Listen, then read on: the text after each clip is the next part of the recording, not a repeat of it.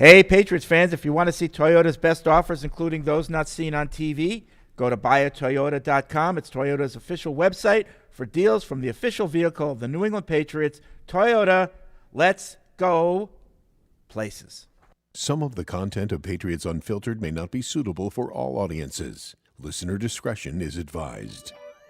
The world's original podcast. Welcome to Patriots Unfiltered. We've answered Deuce's roundtable questions. Yeah. I'm pretty sure I'm always last, and No, sometimes have to get reminded by Deuce to... No, you weren't today. Evan, let's go. Let's go. The reason why I bring it up, and I know that a lot of people are going to hear this, and they'll be like, I'll get your spreadsheet out of football, Evan, like yada, yada, yada. No, that would just be me.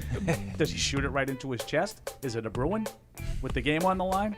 Wow. You know? Oh, we just put that season behind It us, just Paul. started yesterday. No, I know, and I thought that they should have had about 12 goals last night. Marshawn had a bunny, but it That's my little went off his 15. heel. That's my little 15-second Bruins moment. Patois. Patois. Patois. There's only one 405 game, and that is our Patriots. Wait, Detroit, Tampa? That's a 425. Oh, sorry, I'm on it. Yeah, so we're going to go to 425. Defend Mike. I'm not positive, but I believe this was the first game that was flexed. Just Okay. the sheet. I think. I'm okay. I didn't take it too hard. I'm okay. This is Patriots Unfiltered. Presented by Toyota's official website for deals, buyatoyota.com. All right, welcome to Patriots Unfiltered. It is Tuesday here at Gillette Stadium, and we'll be here for the next 2 hours. It's Deuce, Tamara, Paul, myself, Matt in the booth. Evan will be back after coach's availability. He's grilling Bill O'Brien right now, trying to find out. And again, And then, again, Practice. after practice. Talking about practice. Right. second week in a row, they're practicing on Tuesday. Yeah, it's kind of weird. They did that last week. They decided instead of coming in Monday, he gave the players Monday off, and then they practiced through the week. But this week, I think they were here. I don't know what's going on. But they're practicing, and there's actually availability today, unlike all other Tuesdays. Yeah, I mean, it makes a little bit. I can at least see it make a little bit of sense that you guys got back, like 5 a.m. or whatever it was on Good point. Monday morning. Good so point. I get it this week a little bit more than last week, but it's Yeah, 2 how weeks in a productive row. would they have been yesterday doing anything? Tired, Right, need right. naps and such. So, Yep. but it is 2 weeks in a row that they're going to have 4 days of practice, whether what walkthroughs are in there or whatever, we don't know. But I don't know. It's just interesting. I don't know if it's going to make a Yeah, difference. the Monday part, Mike is exactly right. But they don't normally do any on-field work on a Monday. No, anyway. they condition. Guys lift They come after, in, they might come in and get some treatment and Yeah. whatnot. Yep. And I don't know that maybe that they had to just say that's a complete day off. But they Do you might think- they might have like film. Like, yeah, that's review. what I was going to Yeah. say, Fred, is I thought that Monday was usually the day that they put the last game behind them. They go through the film. They yell at the guys that need to be yelled at. They compliment the guys that, Yep. and they move on. But Right. But they don't do that on every Monday. No. 'Cause Maybe- there's a lot of victory Mondays. No, Yeah. unfortunately. Maybe Not they this may- year. Not this year. Not yeah. this year. Maybe they're like, we're not talking about games we lose anymore. Yeah, I know. So they don't They- have they- film review. They did the ball burying back in Vegas. I don't know. It's I easy don't, to dig in I don't the know what's desert. going on. The but, Tuesday yeah. practice thing to me is different. That's the different element. I've seen them come in on Mondays. I've seen them get Mondays off. I've never seen them practice on Tuesday. And this is 2 weeks in a row. And they're not just practicing. You guys have access to the locker room Yeah, at on 145. Tuesdays, which is a very But it's rare thing. Do you But- think this is like part of the starting over? Was this the starting over process? No, Starting this was over just how to they change the prepared schedule for the game? portion. Well, it I might think. be. But I mean, it's who going to be knows? short though, because Evan's going to go out I think practice is at 12:30, and then locker room's at 1:45. So I mean, it's like an hour, So it So might maybe just it's be just like a walkthrough. Yeah. it might just be a walkthrough or some. Maybe it's more of Interesting a cleanup nonetheless, kind of though. thing. Mm-hmm. Yeah, And when it's different, it's interesting to me. I always wonder why. yeah. I never have But the answers. I think this will be a wonderful day for your. What was the mood? Was it walkthrough-y Yeah. or? Oh yeah, we'll have to really, Yeah. really So, get into that. My guess is they're walkthroughs, Grousing. these Tuesday things, but I don't, I just find it different. Do you, Interesting. do you do stretching for walkthroughs? I don't know. Yeah. Yeah, I think pretty- so. Maybe good the question. walking is I don't You're know. walking though. I don't know. Stretch to walk. I mean, Anyway, you got to walk before you can run. And certainly the Patriots Mike aren't taking running the at this walk point. part of the walkthrough Yeah. very I think literally. They might be still at the crawling stage at this point. And I would need to stretch before I Yeah. Crawling you stage. got to just stretch. 21-17 loss. I predicted the Patriots would score 18.5 points. And when they did the free kick pooch. You thought they were going to get There's that gonna be half point? something happens Here it comes. That's Half point. Right. Did we ever get to the bottom of that play? Nope. No, but here's the thing. All right. If you're what they were doing was hoping for a muff, because you can fair catch that pooch, right? Yep. But they were hoping for a muff. You can't roll it like a Yes, you onside can. kick. No, because it's a punt. You just No, let it die. Nope. No? It's a free kick. It's a free kick, so you can't just stay away from it if Nope. you're the other team and let it. Nope. No. You just stand It's around not- him and say, drop so it. It's a live ball. It's the same as a kickoff. Correct. Fred's at a loss. I don't know. We were trying to figure it out. No You one's can asked him You about can it. have they? onside kick a free kick. You can. You're allowed to do that. Okay. Now, I don't, and I didn't. Did you just coming from the coaches? I assume. Yes. Did you just coming? So, Cam Acord, did you bother? No, I did not. Okay. I was talking to Pellegrino for a little bit, and then You have a little crush on Pellegrino, and then, don't you?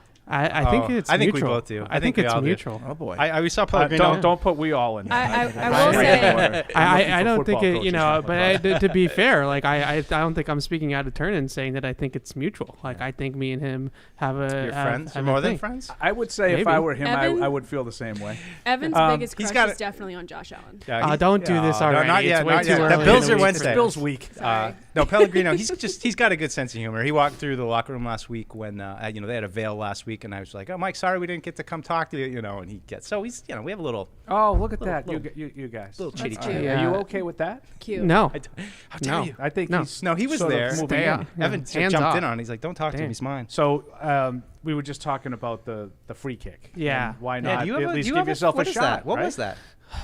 the free kick. Yeah. I don't really how can they onside kick it? Yeah, Yeah. they can, and I Yeah. just don't understand what they were hoping to get with that. It looked to me like they were pooch kicking it, hoping that it was Hoping it was muff. You think it was a bad kick? Yeah. Okay. Yeah, Like my a guess. really bad my kick. guess is Bill had something in mind because I've watched this guy for 20 whatever years. Yeah. and he's got something for every situation. Right. So my guess is what happened wasn't what he wanted to happen. Yeah. Oh, you But- think so? He wasn't looking for a muff. He was looking to recover an onside kick somehow. And I think Evan might be right. I think maybe he was hoping he kicked it sort of in a hole in the Correct. return team. Like and a he mortar ended up, kick? He ended Yes. up kicking it directly to Yeah. That's the way Hunter I think Renfroe, that who they might be the worst guy in the league to kick it to. Yeah. Because he probably has the best hands of anybody in football. Yeah, Okay. that I think is what they were trying to do was kick it over that first layer and in front of the deep guys, and then kick it in that no man's land, and Okay. then hope That it's that a they free ball. can they, Because they the can way run it down. it looked like he was doing what he He kicked it right. right, and to- I thought he was just hoping for a Yeah, it muff. was a 16-yarder. Yeah. 16-yard kick that I don't That think can't be on purpose. I don't think Renfro I mean, had from to move more than a yard to catch that. If that, yeah. I have to admit, at that point of the game, I was You were checked out? I was packing my things up to go down after to the the locker safety, room. after the safety, I this get game's it. Like over. I get it. That's the probably Hardy. not. It's probably not the best jumping off point that we could have on Yeah. a Sorry. in the midst of a 3-game losing streak. okay. But I felt like it's okay. You take the safety. I was with you. We all were. We all the game's over. But I'm like, well, they still have to recover the onside kick, and then we didn't try one. Like I just didn't understand it. Like I was kind of miffed. See, I didn't know the rule. I thought on a free kick you could fair catch it if it's in the air. You can. I mean, not. Yeah. I mean, if it rolls like a punt, you can just let it roll and it's down. yeah. Yeah, No, I live thought ball. that was It the. is a live ball. It's Yeah. a live ball. some nuance to the rules. Yeah, Wasn't And they familiar. could have used a tee. Like they didn't have to punt it. right. I just don't know exactly what they were trying to do. Evan's probably right. They were looking for something in between Yeah. the levels of the Did they return practice team. that? Like I thought maybe we I've asked seen them Berenger, practice stuff. practice like a 16-yard sky-high punt. I didn't get a chance to ask Acord today, but They actually got to see me snob my Pepsi on that one. but I'll ask Berenger for you and see what his take is on it tomorrow. There you go. Okay. Yeah, maybe in the locker room today. We Yeah. assume. Or today. Yeah. Yeah. Forgot that. All right. Weird Tuesday. The A chord doesn't fall far from the T. Oh my god. How long were you Wasn't holding on bad. to that one? Probably thought of about it. 5 minutes. Yeah. Just came to me. Yeah. So that's the way the game ended. Anything good from Bill O'Brien though? Yeah. No, he was No. talking to Mike Pellegrino. Oh, okay.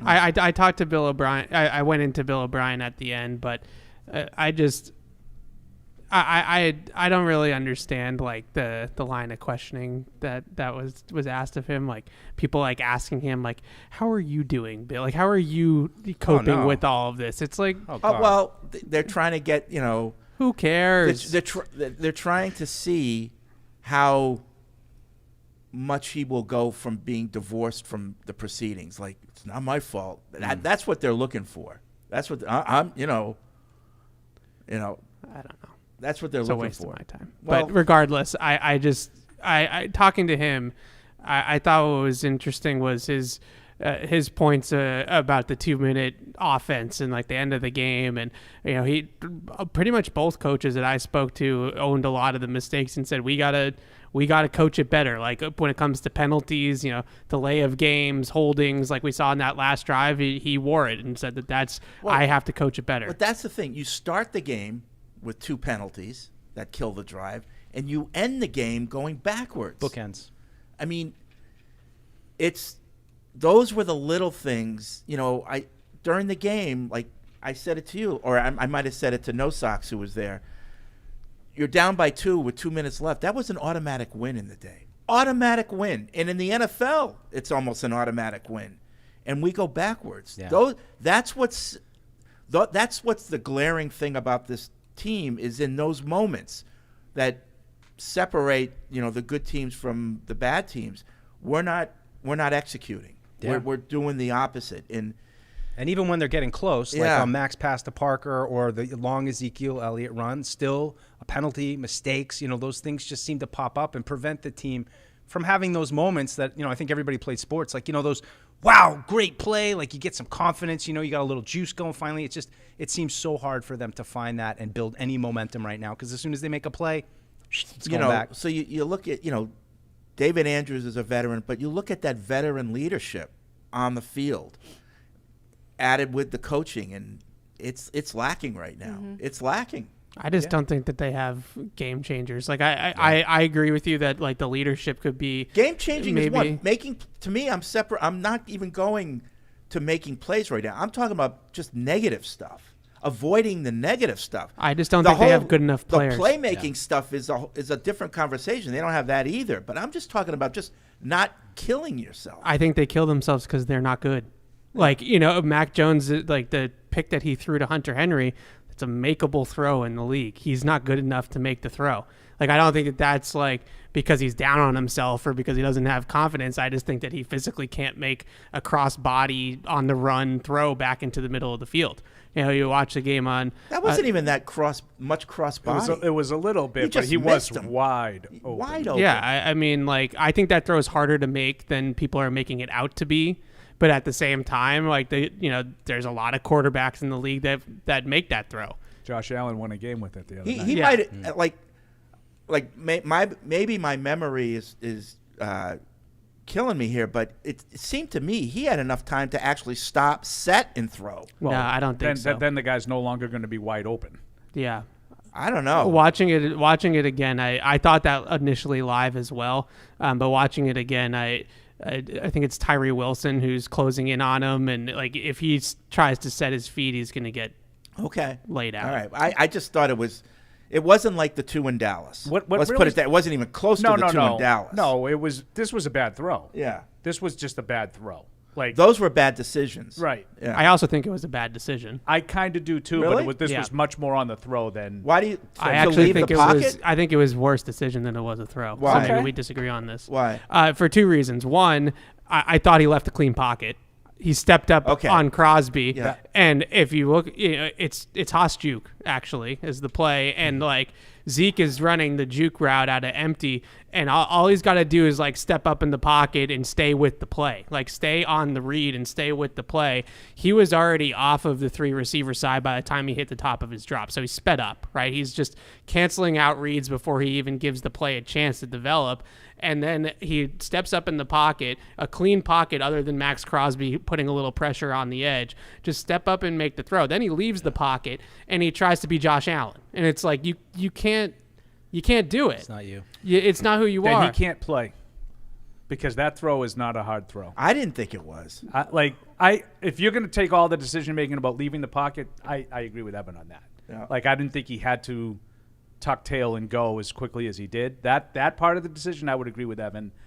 The decision to see a guy who's 15 yards over there with no one on him and throw it to him, I don't think that was that bad of a decision. I think you got to make the throw. Right, I agree. I just think he whole didn't have process to jam was it in, bad. and to me the throwback across is dangerous because there's usually too much congestion there, and there wasn't any on this play. Well, and also people can tell it. Your telegram, people can make up that space. Dak Prescott probably won the game last night with a throw off a scramble to Pollard that looked extremely dangerous when you're watching TV. But then if you're there and you had seen it and you realize there was nobody near Pollard, there was no chance that pass is getting picked off unless you throw it over his head the way that Mac Jones did. And then there's somebody there that's waiting to pick it off. Like if someone had cut underneath and picked it off, I would say decision. Right. Not throw. I think that as Mac Jones, and if you want to say that he can't play because of that, then I'm not going to argue with you.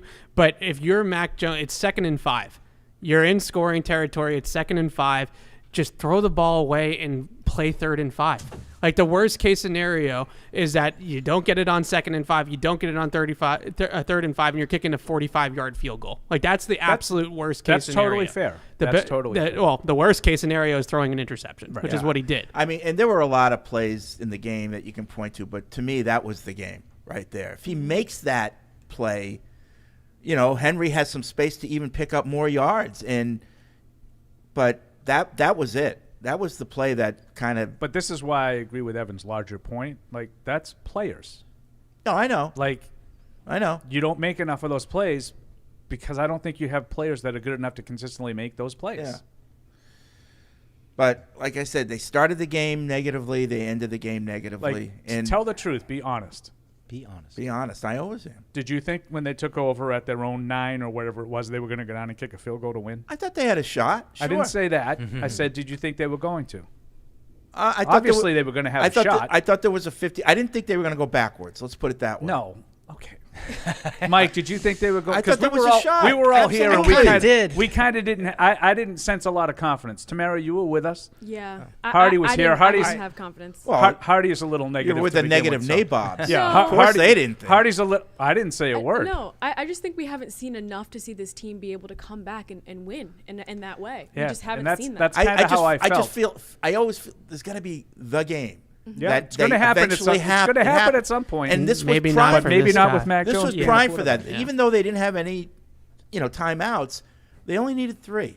And yes, they started on the 9, but I thought the way Bourne was playing, and Yeah, see, that's the thing to me is what really surprised me was the shot that the play they should have gotten. Yeah, because I would have thought. Just the way that this started, a little check down to Ramondre for 5 or 6, and Bourne caught 17 4-yard passes. I mean, he had one that he broke, and he got like 40 yards on. But all the rest of them were like 6-yard passes. I would have figured that's what they're going to do, and maybe they'll get there, maybe they won't, there being field goal range. But then all of a sudden he throws – Evan, you've probably charted – the all-22 of every pass that Mac has thrown as a Patriot. And I'm not exaggerating, right? And every training camp pass he's ever thrown as a Patriot. I personally think that's the best throw he's ever made as a Patriot. Oh, to him. I don't think downfield to Parker. I don't think you can make a more perfect throw. It was right on his hand. Given the circumstances, he's like in the shadow of his goal line. He wasn't wide open. He was open, NFL open. But it wasn't like, anybody can make that throw. Yeah. And that was perfect. And from their 9, they needed a chunk play. And they needed one play to pick up a bunch of yards, and that was right there. So as critical as I am of Mac, I have to sit there and say, oh, my God, that throw was absolutely perfect. Absolutely. It was definitely I think it's the only play he really made in the game. That's the thing with Mac, and it's like, we come out and you point to a couple plays that he almost made and that, it shows he can play in this league and that maybe there's something there, but it never either hits or it's never consistent. There's never enough of them. So top 5 anyway. I would think so. I mean, I don't know. Some of the throws that I like are more like into the middle of the field with like anticipation and driving it into windows and things like that. This supplanted the Bourne touchdown rookie year against Cleveland, Mike. You know the one I'm talking about? Yeah, that was a great throw, too. I was thinking, too, of some Hunter Henry. Maybe it was against the Browns. I think there was a Hunter Henry one in that same game. He threw it out. To me, the moment made it such a good throw because the other team knows we can't give up a big play. We've got to make them work for every yard. They don't have any timeouts. We can't let them give a chunk play. And it was right there, right on his hands. You know, you can't blame Mac for that one. I can blame him for the rest of the game. I can blame him for the Tyquan Thornton one. I just. Did you think he had Thornton on that one shot he took to him even for a second? Like, was that just the one he threw out of bounds? Yeah, it was just he threw a punt. I don't know what it was. But give him a shot. It was 5 yards out of bounds. I don't even know. It was just Tyquan. Tyquan's down there somewhere. Covered like a and then there was another one where, Thornton early he was going to the outside of the numbers, and Mac hit him, with a pass. It was a 3-yard pass, but Thornton had a dive to catch it. Like if he catches it on the run, maybe he could turn it up. Yeah. But I said it was a 30-yard effort for a 3-yard gain. Do you remember? There's a lot of that it was going actually on. 6, but 6 when 6 whole yards during training camp when we were up on the red level watching training camp practices. Evan used to talk about how hard it can be, how restricting it can be for the offensive coordinator to have to scheme around problems with your tackles. And I thought this was the biggest example of the scheme was totally reliant on them knowing that they weren't going to be able to hold the ball. Like everything was a 3-yard pass. Every pass in this game, I think they maybe threw the ball downfield 5 times. 10. It couldn't have been 10. Barely. Yeah. Maybe 5. Sounds like a lot. Like the deep ball to Thornton that went out of bounds and the deep one to Parker. But this to me was an example of I know that we're not going to be able to hold up. And to Evan's point earlier about he's sped up, he's already sped up. So we know the quarterback is sped up. We know he's probably got a reason to be sped up.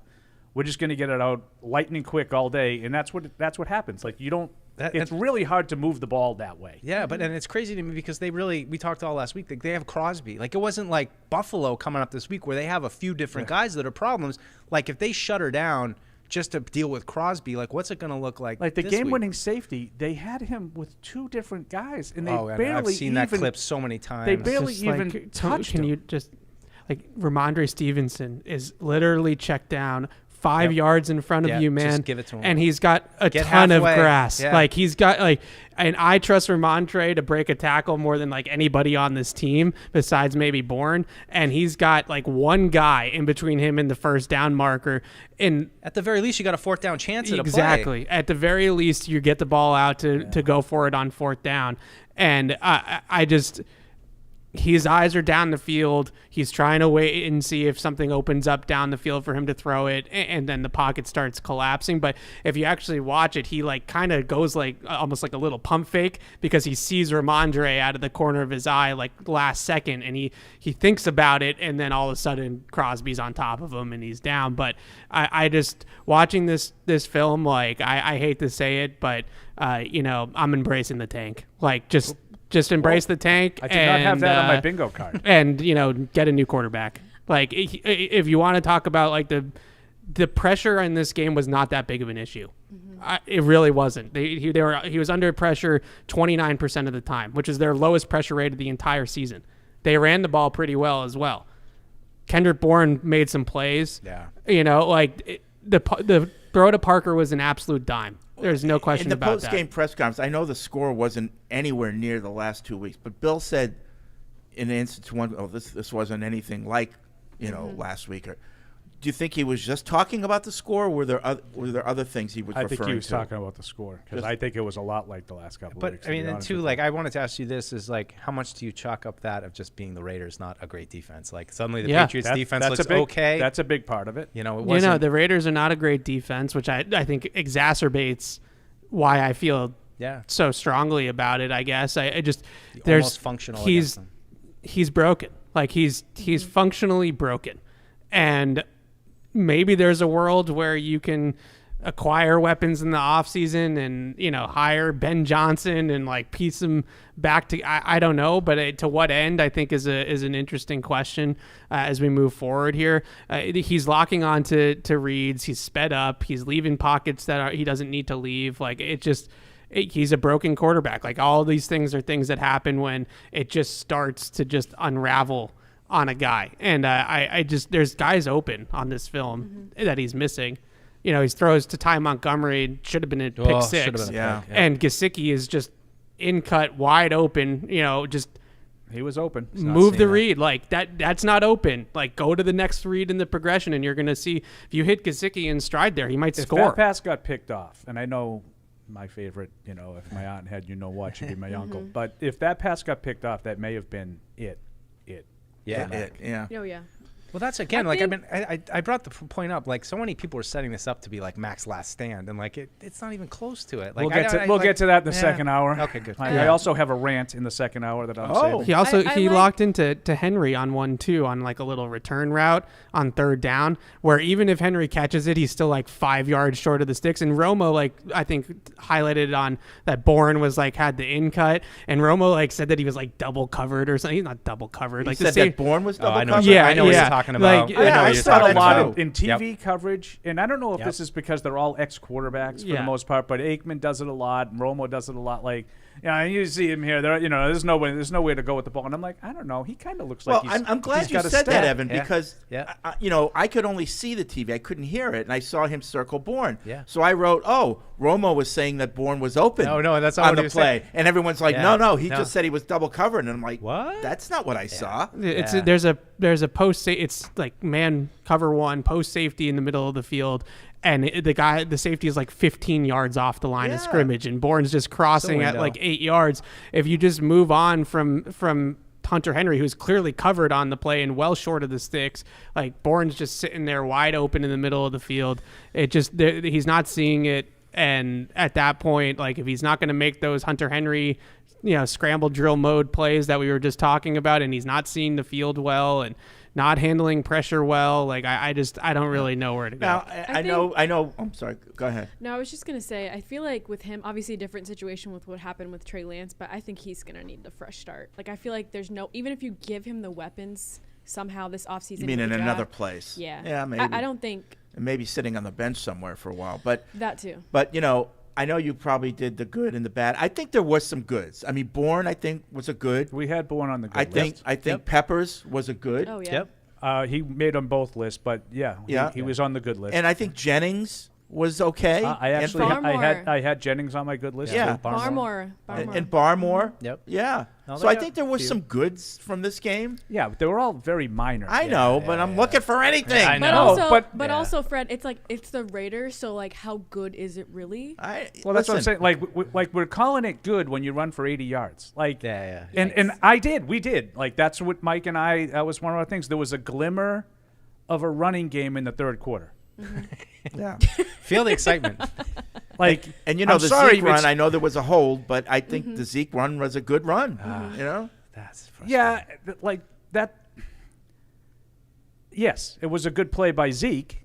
Right. But I'm looking for plays that I can say, this is what we can get. This is what we can expect. Mm-hmm. Like, I can't expect Zeke to make literally half the defense miss, which there was a great individual effort by Zeke.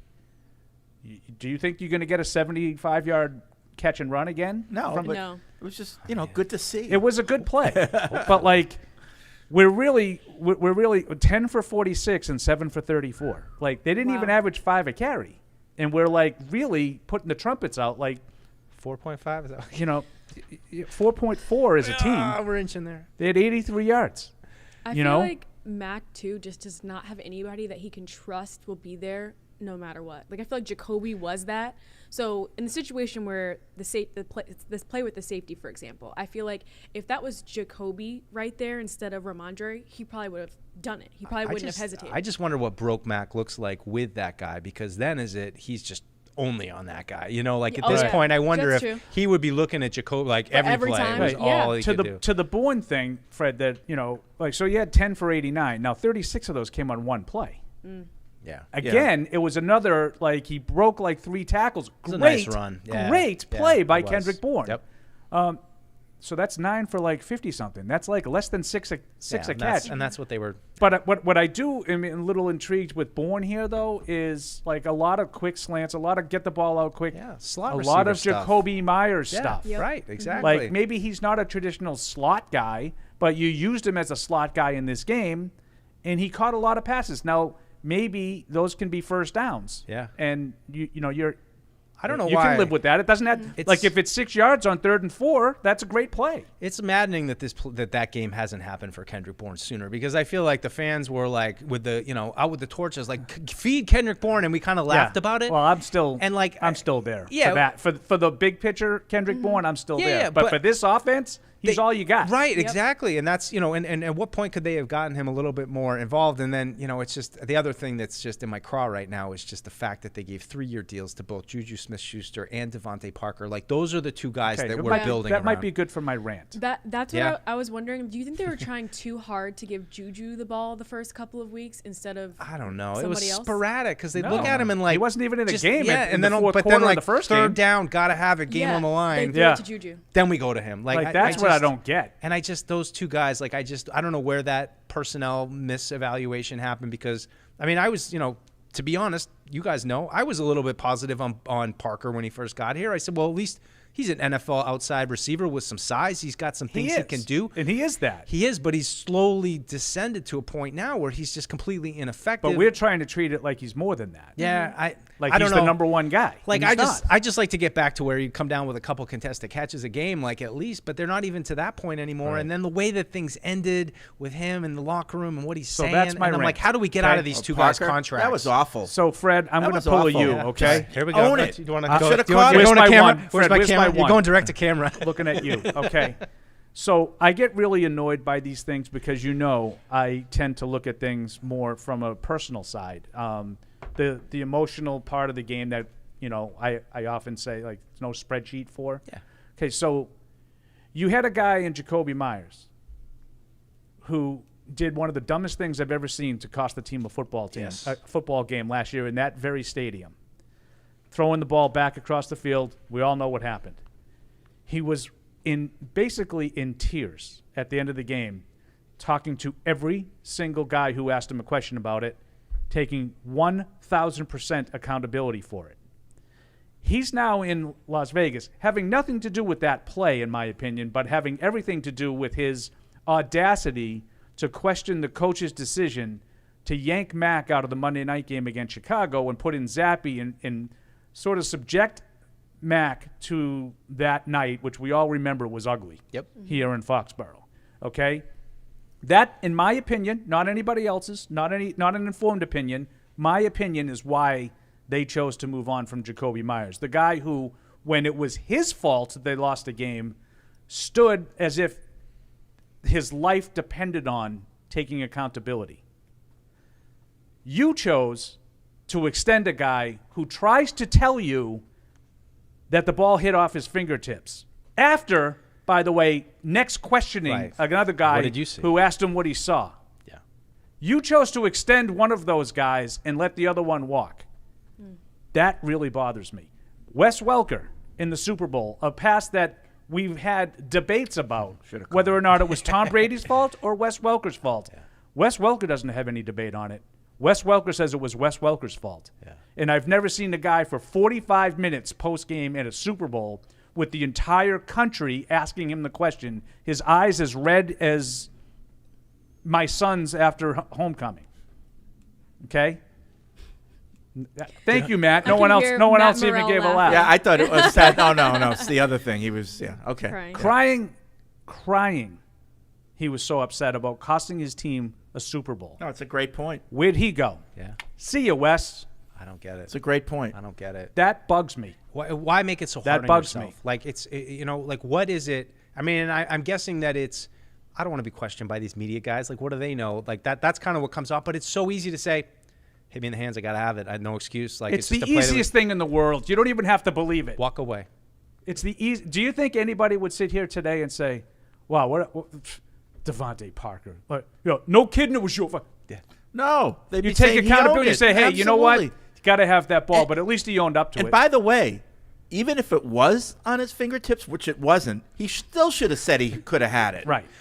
You know, you Yeah. you back up you never throw blame elsewhere. I got to make a play And for I the kept team. I Right. kept watching different replays of it as we were doing the post game, Freddie, and I kept looking. I was like, maybe one of the defensive backs who's desperately trying to get back in the play. You know, sometimes they reach up and they try to bat. Maybe it blocked his field of vision. He lost sight of the ball for it. Nope, it never happened. Yeah. The ball lands in his hands. I really didn't get a second, third, fourth look until I got on the plane, and I let out an audible gasp.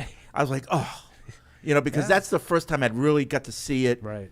In slow motion, everything, and absolutely had that ball. That is as routine a catch for an NFL receiver as you can get.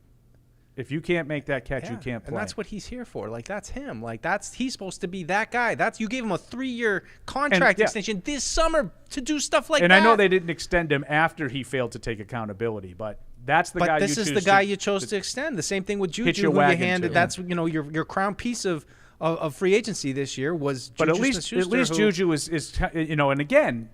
He's taking accountability. You're right. You're 100% right. He's Paul. not telling You're you right. my knee hurts. He's telling you I'm good. I'm good. I'm just got to play better. Yeah, I mean, I'm a little torn on Juju. We got to work part harder. of me likes that he is willing to talk, but I also am like, you kind of like talking to the cameras, though, don't you? Like, the player himself has not done the job, and that's the bottom line. But again, at least he's taking accountability. Parker, like that was awful. Yeah. Do you believe people are like saying he should be cut after that? Like Parker, I mean, that seems intense to me. Like, I don't know if you could make that move just to cut somebody for not taking accountability. Wouldn't be the first time that a coach has used a guy to make an example. Well, at the very least, he owes Mac an apology. I believe that. Yeah. First for dropping it, and then for not. Yeah, he owes him an apology for not saying that he should have caught the ball. I agree. Speaking of that topic, do you think that? Then he can go back to Patricia later. Do you believe the hype around Mac has lost like players' respect in the locker room? I don't know about that's, that. Floating around. I don't know.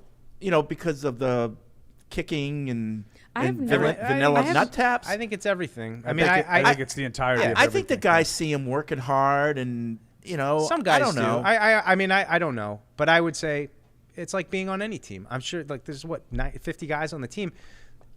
There's certainly going to be defensive players who are like, this ain't it. This ain't it. This isn't what we're looking for. I think there are offensive players that hear him after what game was it? Was it the Miami game where he was talking about we got to work harder? Yeah. We can't have some of it. Some of us. It's got to be everybody. Something like that. But since then, it's always been, I just got to keep positive mental attitude. Yeah, but that's great. I know. But to Tamara's point, if there are people in that locker room that aren't necessarily willing to run through a wall for him, I understand why. Yeah, but he's getting killed every week, and the other player, his teammates see that. He's under fire. It's kind of the opposite of Brady Belichick now. It's like who have they stopped playing for more? Like, do they? It's because this doesn't look like a team really that has a lot of fight right now.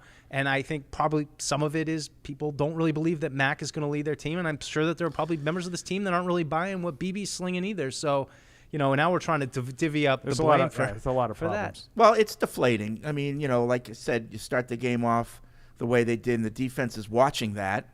Yep. And they're like, oh. Here we go again. Well, the defense also started off by letting the other team have the ball for 9 minutes. Sure I did. know, but they sure did. Yeah.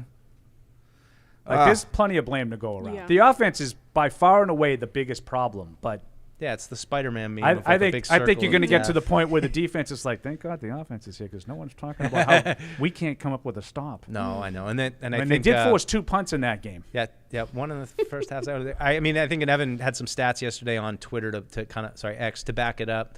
Of the lack of pressure without Judon, and just they can't with 4-man rush. Where is they Uche? Can't get there. Where is he? I mean, he is on the injury report, so he is hurt. But I saw Henry McKenna tweeted out say that the Patriots haven't had any contract extension discussions with Josh Uche. And would I? No kidding. Yeah, I do think that he is potentially. I mean, if he's healthy. I mean, I know he left that game. He was on the injury report, I think, with the knee, and then he left that game with a foot. Oh gosh. Who? Yeah, that sounds right. So, if I was a good team that needed some pass rush depth, I'd give you a 6th or 7th round pick for him. If you were like the 2011 Patriots and you lost, what's his face when he went down in Denver, who came here and had Andre Carter, like they lost one of their big pass rushers. They had to put Mark Anderson in as like we need some pass rush depth. We need it doesn't have to be Von Miller, but we need a third guy off the edge on third downs. Bring him in to do what he's always done. Mark Anderson had 10 sacks when he was here. Yeah, right. Yeah. So some guy. Well, so did Uche last year. Yep. Yeah. But where's he this year?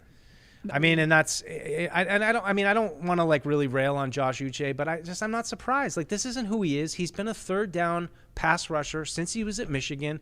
When you're in a favorable down and distance and it's 3rd and long and he can just run off the edge and go, like, he's good. He's a really athletic guy. He's pretty good chasing people down. But when it comes with Judon's out and we need you to play early downs and stop the run and get after the quarterback when they're going to try to pass on early downs, it's just never been his game. And I think this team has so many issues right now that like re-signing a specialty pass rusher, as much as I think it's nice to keep guys that you developed, and I like Josh Uche, it's hard to make a case for it right now. And there was a point, Fred, during the game, and we were talking about this during the post-game show, where Romo was actually talking about how much they were missing Judon during plays. While the play was actually, it was not during the replay showing how much time Garoppolo had. Yeah. There was times where there was one play in the second half where Hoyer could have like made himself a sandwich. He had so much time, and Romo actually said this is where the absence of Judon really shows up. Sure. Like while the play was going on. But one guy shouldn't make that much of a difference. No.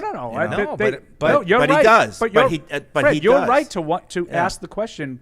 Where has Uche been? He should be the guy that's filling that void, at least in terms of putting some pressure on. Yeah. And he has gotten – I mean, I know he only has 2 sacks, but it's not like he's been around the quarterback constantly. I see him just, he gets contact and he's just locked stonewalled. Yep. He's just stonewalled. I found Evan's tweet with the stats with and without Judon. Yeah. With Judon, 10 sacks. Without Judon, 2 sacks. Pressure percentage with Judon 37.3%, without Judon 25.8%. Yeah, that's big. Sounds significant.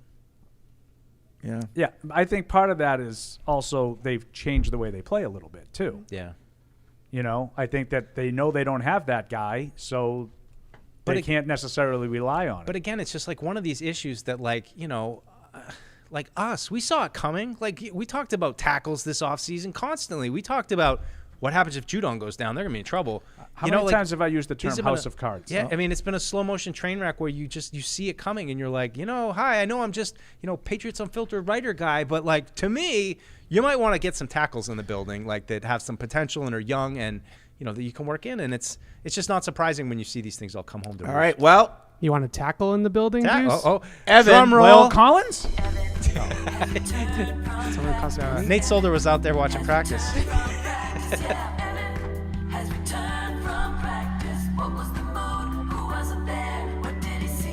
Evan, I heard that you are directing a new movie called Brokeback Mountain. Now that one. That was good, that Fred. one's good. That's a PFW cover right there. How long were you sitting on that? Right, like what? How long were you sitting on that? A little bit. I just know. Just during the show, though. I need to know. Okay. Oh, yeah, during the show. I need to. We're going to do a Brokeback behind the Mountain. curtain of like how he comes up with these things at some point. That's Denver. Christmas Eve. That would be Brokeback Mountain. that because it's kind of mile high. Oh. Right? I didn't really care for that movie. Anyways, It's a beautiful love story. Patriots practice today on a Tuesday, so I want to preface that with these not spotteds or not seen there that it's a Tuesday practice, so it's a little bit expedited to have some of these guys that are banged up. So this is a long list. I'm going to start with the positives. Jack Jones back at Patriots practice on Tuesday, so that starts his clock. So I Reese had that report that it was probably going to be a couple more weeks, but that they were hopeful after that he was going to be able to play. So I think that you're looking at maybe getting Jack Jones. Everybody back. down. No, I meant that was a line from Fletch. Remember the crooked police come and thank goodness it's the police. I got you. Go ahead. Sorry, Matt. I'm going to plead the fifth on that conversation. Demario Douglas also back at Patriots practice. He's unconcussed. So that's good. Juju? Not spotted, including Juju. Ramondre Stevenson, Hunter Henry, Trent Brown, Josh Uche, Devon Godchow, and Keon White, who left the game with the concussion, so I would expect him to be out. Speaking of tackles, there was a new number 75 who we all presume is actually an old number 75, and that would be one Connor McDermott. I thought he was placed on IR. He was on IR. He was then released with an injury settlement, and I assume that the rules will have now passed, and he is back. And I say this with not being to say it. I know exactly what you're my going to heart, say. as Felger would say. Thank God, get a Vidarian Lowe out and Connor McDermott not being naive of this is where we're at, that it's Connor McDermott that's coming to save the season, but it is an upgrade potentially over Vidarian Lowe. Yeah. It really is. I think his film last year down the stretch is certainly better than anything Vidarian Lowe has put out. There we go. Remember, look at what they do, not what they say. Yeah. So this is what finally. Yeah, they probably agree. I like that line, Fred, because when I think of, we're going to start over this week, I'm like, I feel like the hype around hearing starting over, we were expecting to see a different product on Sunday, but what we saw was not exactly starting over. Right. Could you, Evan, would you more mind the same. Would you mind just rifling off that list of absences again? I'm just curious. You said Gottschalk, Trent Brown, Hunter Henry. Ramondre Stevenson, Hunter Henry, Trent Brown, Juju Smith-Schuster, John Jones, Josh Uche, Devon Gottschalk, Keon White. So I think I brought up the Tuesday practice thing. So this is the second consecutive week that they've practiced on a Tuesday. I will say that they're 1-5. Like, this is a sign of the times. Like, this is not like a normal thing for them to be practicing on Tuesdays.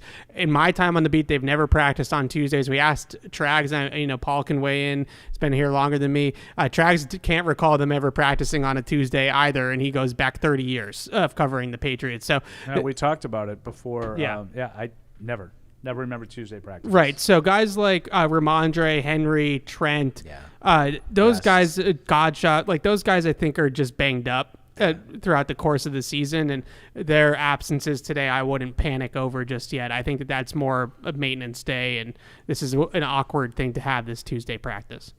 Okay. I would agree with that. I was a little surprised that Stevenson came back in the game, but once he did, I assumed that he cleared any kind of well, you know what's funny? I watching that again. It was so he actually said it was rolled up. So he said it was his ankle. Post game. Yeah. And then I think he fell and kind of hit his head on that play, and I think they just pulled him to check him. But I think that he was immediately grabbed his face mask, if I'm not mistaken. Yeah. Like, I was really happy when he got back in the game. Now, I say this all the time because I get annoyed at the Yentas on Twitter every night. Yentas. Every time I watch. Every time I watch a game, every time a guy goes down, like it happened Sunday night, Josh Allen gets sacked and he hit his head on the ground. That doesn't mean he has a concussion. Yeah.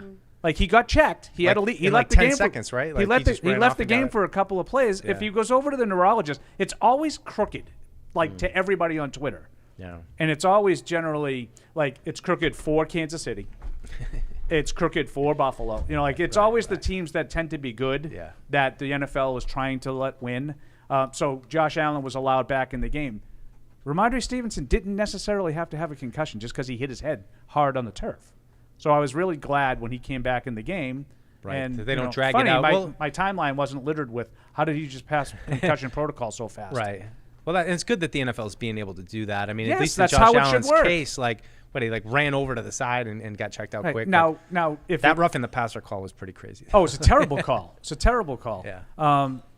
But my point about the concussions is, like, do they miss them? Of course they do.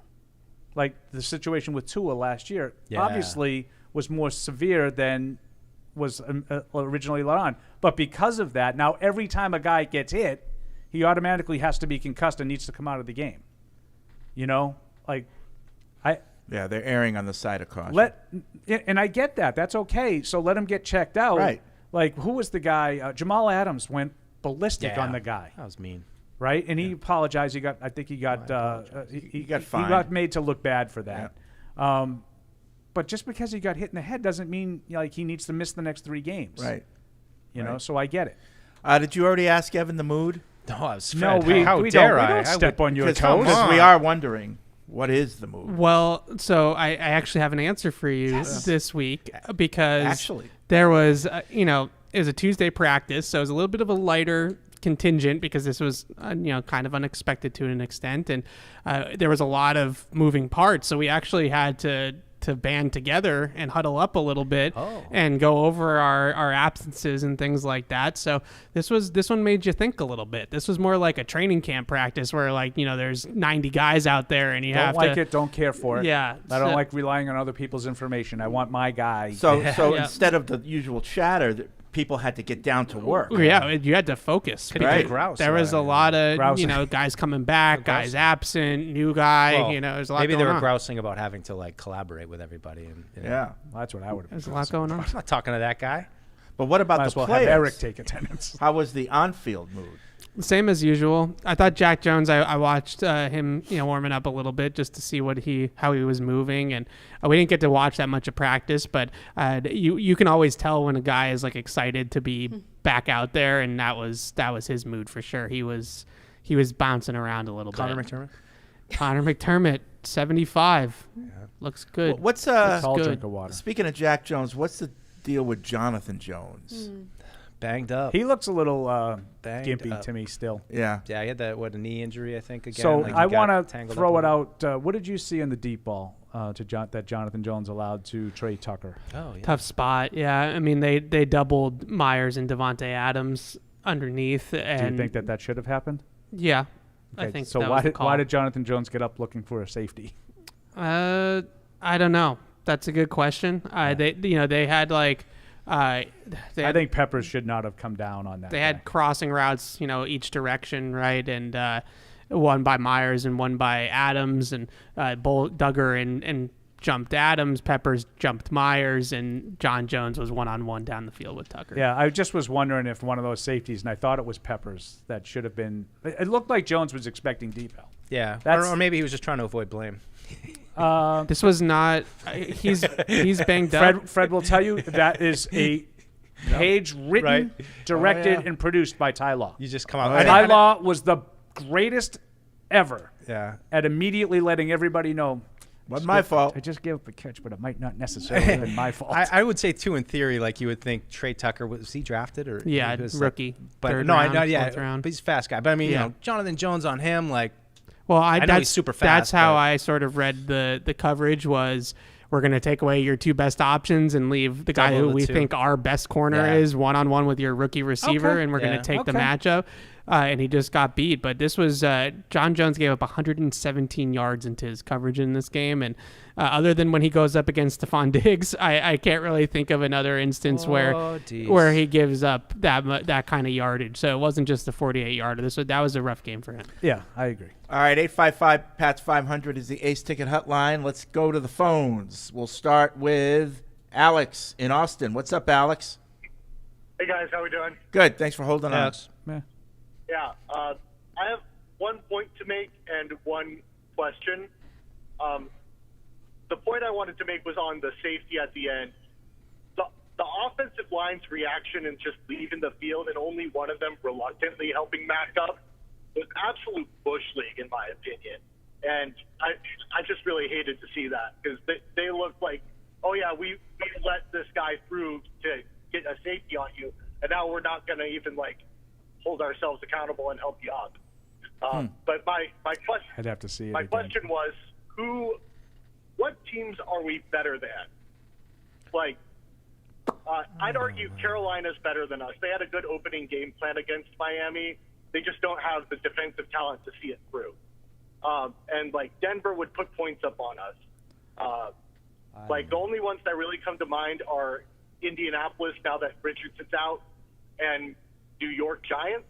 Yeah, at this That's point, all I got. it doesn't even really matter. Yeah, at I'm this not. point. I'm not necessarily going to Yeah, like- compare all the rosters. I would say that the Washingtons, the Indies, the Giants, those are teams that are similar to you. I think the Raiders are similar to you in talent. There wasn't a huge gap in talent on Sunday. Like, you're better than the Carolina Panthers. Yeah, That team blows. I think the Panthers are stripping it down and Yeah. starting Right. over. Oh yeah, like I'm where not would like you rather saying that be? they're like building up to being Yeah, contenders. and I actually thought, because I watched a good chunk of that game on Red Zone Sunday, and I actually thought that they did have a good game plan at the start of that game, and I thought Bryce Young looked pretty good at the start of that game. Now, which happens to a lot of rookie quarterbacks, here's the 10 things we want to do this week, Evan, and then when the other team sort of figures out what 8 of those 10 things are. Yeah, it gets tough. Kind of like Mac in the middle of his rookie year. Yeah. Right? You see a difference. Yeah. What's your question? I think that was the question. Oh, that's it? Yeah, I don't necessarily think there are a lot of teams that the Patriots are more talented, quote unquote, than, but I think there are a lot of similar teams to the Patriots. Yeah, I mean, I know the Giants played their backup quarterback with Tyrod in that game, but that offense is a dumpster fire. Well, like that offense. You do realize the entirety of that. They started a guy that was literally, he said it on my couch, off the couch. Yeah, I mean, I don't know the Giants' injury situation that well, but I just know that was. But the Patriots are getting to that point fire. too with the injuries. It's like, yeah. I mean, that's what happens when things go south, guys. I mean, Well, I think we're getting to that point now. That's what we were kind of talking about a little bit. Yeah, I think some of it is injuries and some of it is poor play, too. I mean, Josh is in Dallas. Hey, Josh. Hey, everyone. I think we can agree that the writing is kind of on the wall that the end of the Mac Jones era is coming, and probably even the Bill Belichick era. And so I'm not asking you guys to debate. I think we've kind of talked enough about whether it's Mac who just can't play or the coaching musical chairs or they didn't set him up with receivers, whatever. I'm not asking you guys to debate that. But I would love for you guys just to maybe speculate a little bit. If, Lord willing, PU's still on the air in 20 years, when you guys think about this post-Brady era with Bill kind of at the end of his time and Mac Jones as the quarterback, what do you think it'll be most remembered for? How do you think you guys in the media and the fans will remember it if you guys are referencing it on future shows? Thanks, guys. Okay. I mean, hopefully in 20 years, this is just a footnote. Like it's a hiccup, and we've done better since then. But like if you're looking at this era, this is like the purgatory era. So, Fred, when this you and I this is the point after you lose the greatest player in the world that you needed to adjust, and it just took you time. Yeah, I would just say, but I think they fell into a talent void, and I mean, I guess the phrase "falling into" is putting it kindly, but they ended up in a talent void, and that's really where they're at. They don't have any star players. They had to go out and try to buy a couple in free agency, and they got good returns on Judon, but they just didn't get enough out of the draft, and I think. Like just a lot of their moves have just backfired in their face over these last few years. There was a talent void. There was a coaching void. Mm-hmm. I mean, it was just a void. All the coaching incredible staff that left. When you really think about like all of the personnel moves that they've made and how many of them have blown up in their face. It's actually like a kind of an insane run. It is. Just like, it's almost hard to imagine how they could have missed on so many first round picks. I feel like if this like was the draft, even else, in free agency too. Like, sorry to cut you off, Tamara, but like. Just look at that class from 2021 in free agency. You got Judon, Hunter Henry, and like the Jonnu signing, the Juju signing. Like it's not Parker. Like it's not just the draft. Like they've done a terrible job in pro personnel also for like 4 years. Riley Reif and Calvin Anderson were supposed to be the answers at tackle this year. Like just you can go on and on. And when you start really thinking about it and lining it up from 2018 on, it's just that's what it is. That's why they're here. It's just poor decisions that have all kind of backfired. I thought it was interesting. You see, Julian Edelman had a comment. Nothing we didn't know, but he was talking about how when you see and you could tell he was talking about. I don't want to call anybody out, but when you have a first round pick, he's not a first round pick. And it's like, yeah. I mean, it's so many of the things again. Like to go back to like, hi, I'm just a Patriots Unfiltered writer, but it's like.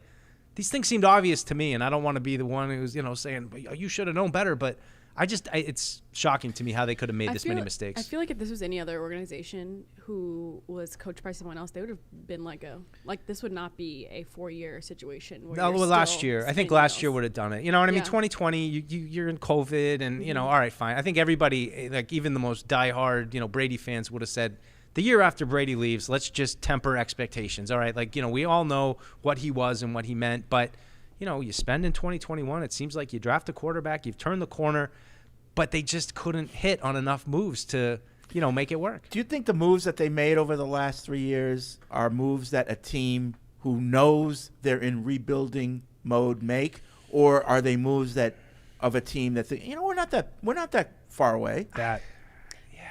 I think it's more so like we have the best coaches. Like we can coach anything and make it something. Yeah. And that's not the case. I think the moves they've made are moves that they think, a couple of tweaks here and there. I think they think they're a lot closer than we think they are. Yeah. I don't know if they're.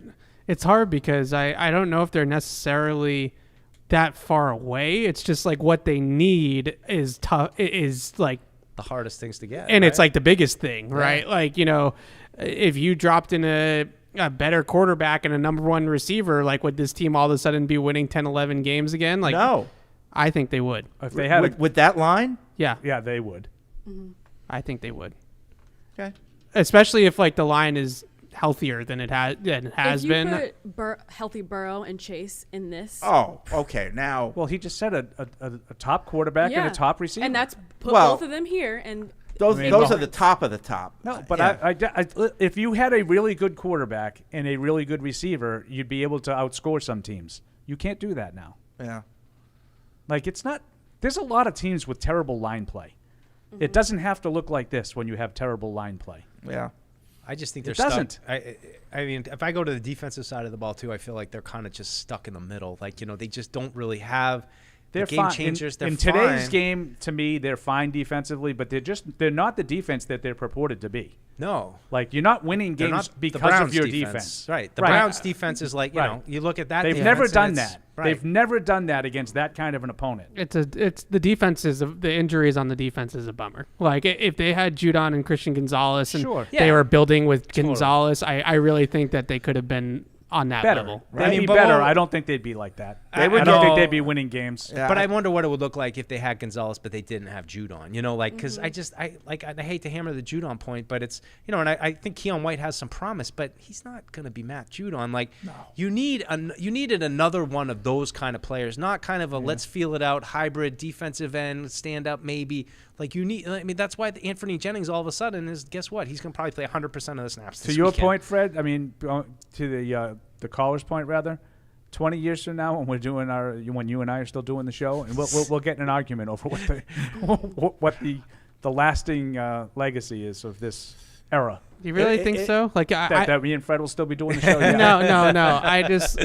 I feel like 20 years from now when I talk about Bill Belichick with my kids or something like that. I won't be talking about these 4 years. No chance. But when you are talking about these 4 years, I think you're going to say they wasted time. I just feel like you're going to get so far down that's such a footnote in the Belichick era that I don't know if I'm ever going to be talking about. Does anybody ever talk about the 80 to 84 Pittsburgh Steelers for Chuck Noll? No. Well, but I have to say though, for me, I will talk about them because I was a blogger boy outside. But that's different. And then, you're in it. I'm responding to the question. This was my but you're working. Right, but that's the change for me was going from the outside and all of a sudden you're on the inside. You get a year of Brady. You see how it's kind of looking. Yeah. And then, it's I never in a million years would have thought it would be this devoid. If we were all, if we were all still here, seriously, in 20 years, yes, we would talk like that. Yeah. I just think outside, I'm with Evan. I don't think anybody looks back at Tom Landry and says, geez, right. The last 4 or 5 years, man. The only guy that gets that is Shula, but that's because he only won one. So I feel like it's just, kind of he really couldn't win with Marino. But the thing about Shula, there's no question in my mind how I feel. I think Shula is the worst coach out of that group. Okay, that's how I feel about Shula. But I think I always felt like he owned the refs because he was on the competition. Believe me, I hated the Dolphins when I was a kid. I felt like they were crooked as the day is long, whatever. But he didn't fall apart like all the rest of them did either. He couldn't quite win with Marino, but he was always there. Yeah, he was always in the AFC Championship game and lost. I don't know, but I just the other guys completely couldn't do anything. I thought I remember whether it's Landry, Shula, or Noel. They stay too long. They all did. Yeah. But what I'm saying is it didn't collapse under Shula the way it did. No. Right. Landry especially. They stay too long. And now, if Bill stays a few more years, it could be the same. But you think that's the legacy of those guys? No. Yeah. No, but that is part of their story. Yes. And it will be part of Bill's story if this is how it ends. Was Landry's last year the one? Was it a 1-win season? No, that was Jimmy Johnson's first year. Jimmy Johnson's first year. Okay. I got you. Yeah. 1-15. And then they got Troy Aikman. I think Aikman was part of the 1-15. He was already, he was. Donnie's in Pittsburgh. What's up, Donnie? Hey, all. Thanks for taking the call again. I was calling to just follow up on last week. You guys talked about what starting over meant after Bill's comments. We talked about improving the run game, getting more production out of defense with turnovers. A little bit of that stuff happened. You got a little bit of improved offensive line play. I think all around, even Kendrick Bourne and guys I stopped believing in played a little better, but still the quarterback did not. So my question's kind of for Evan on that. Where do we go from here? Do you think it's not even worth benching Mac, even though you're finally a guy who's given up? I don't know if you heard the first part of the show, but I mean, benching him for whom? Like that's it just. If they had a better option or they had like an exciting option, I don't even know a way to put it. Like, and Will Grier doesn't do it for you. Don't call in about Malik. Like that's not an option, like a real option. Okay, so it just what else do you really do? I actually thought that.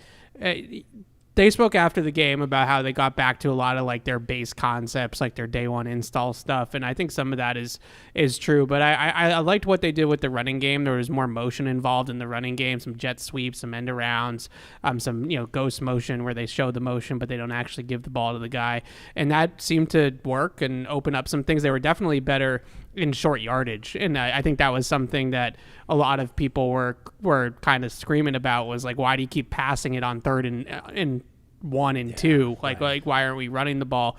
And they were able to pick up some first downs on the ground, a toss to Ramondre, a sweep to Bourne, just by running the ball on 3rd and short. So in some ways, I think they started over in that sense of like going back to the basics of their install, but I also think that they dressed it up a little bit better in the run game, and I think that's why a lot of the reason why they had more success with it. Thanks, Donnie.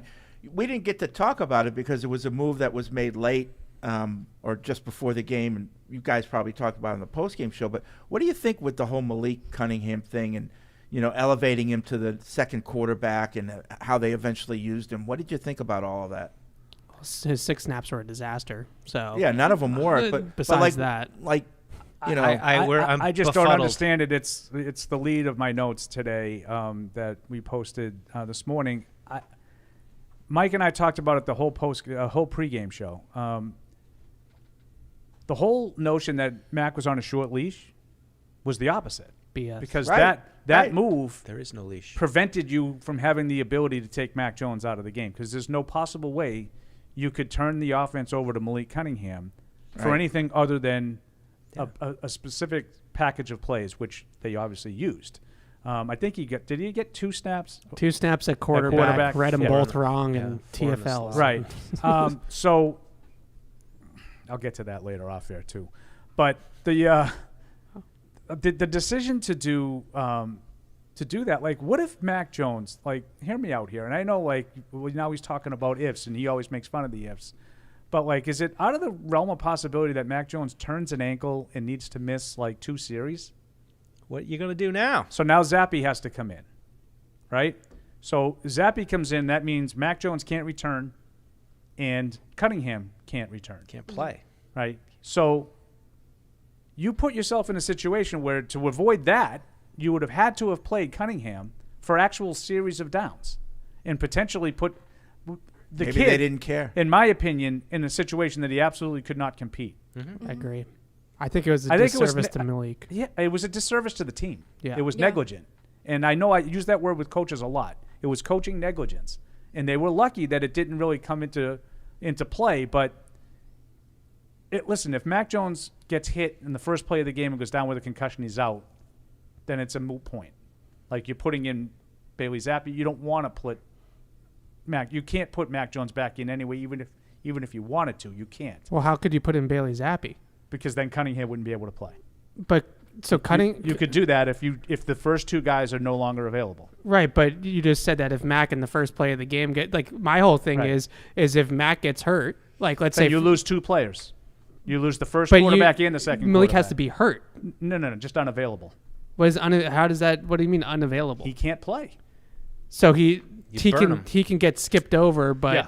You can get skipped over, and he can't go back in the game. But he couldn't go in the game. So now, let's just say the second play of the game, Bailey Zappe gets a concussion, he's out. Right. Now you're going with Ramondre Stevenson out of the Wildcat every play. So I thought that Zeke went in the Wildcat QB2, and scored. Yeah. I would thought that QB2 had to get hurt. in order for you to activate QB3. But you don't really. I mean, who's to say who QB2 even is? Well, you have to designate it. Where? In the inactives. No, you have to designate an emergency guy. If you I use thought one. what I'm saying is I thought the rule is that in order to even get to the emergency quarterback as an option, your first two can't be available. I thought it was that they have to have injuries. Yeah, though. well, I mean, there's obviously an easy way to do that. You have him if in fact you're right, he goes out and runs a wildcat in the first play, and they tell him stay down.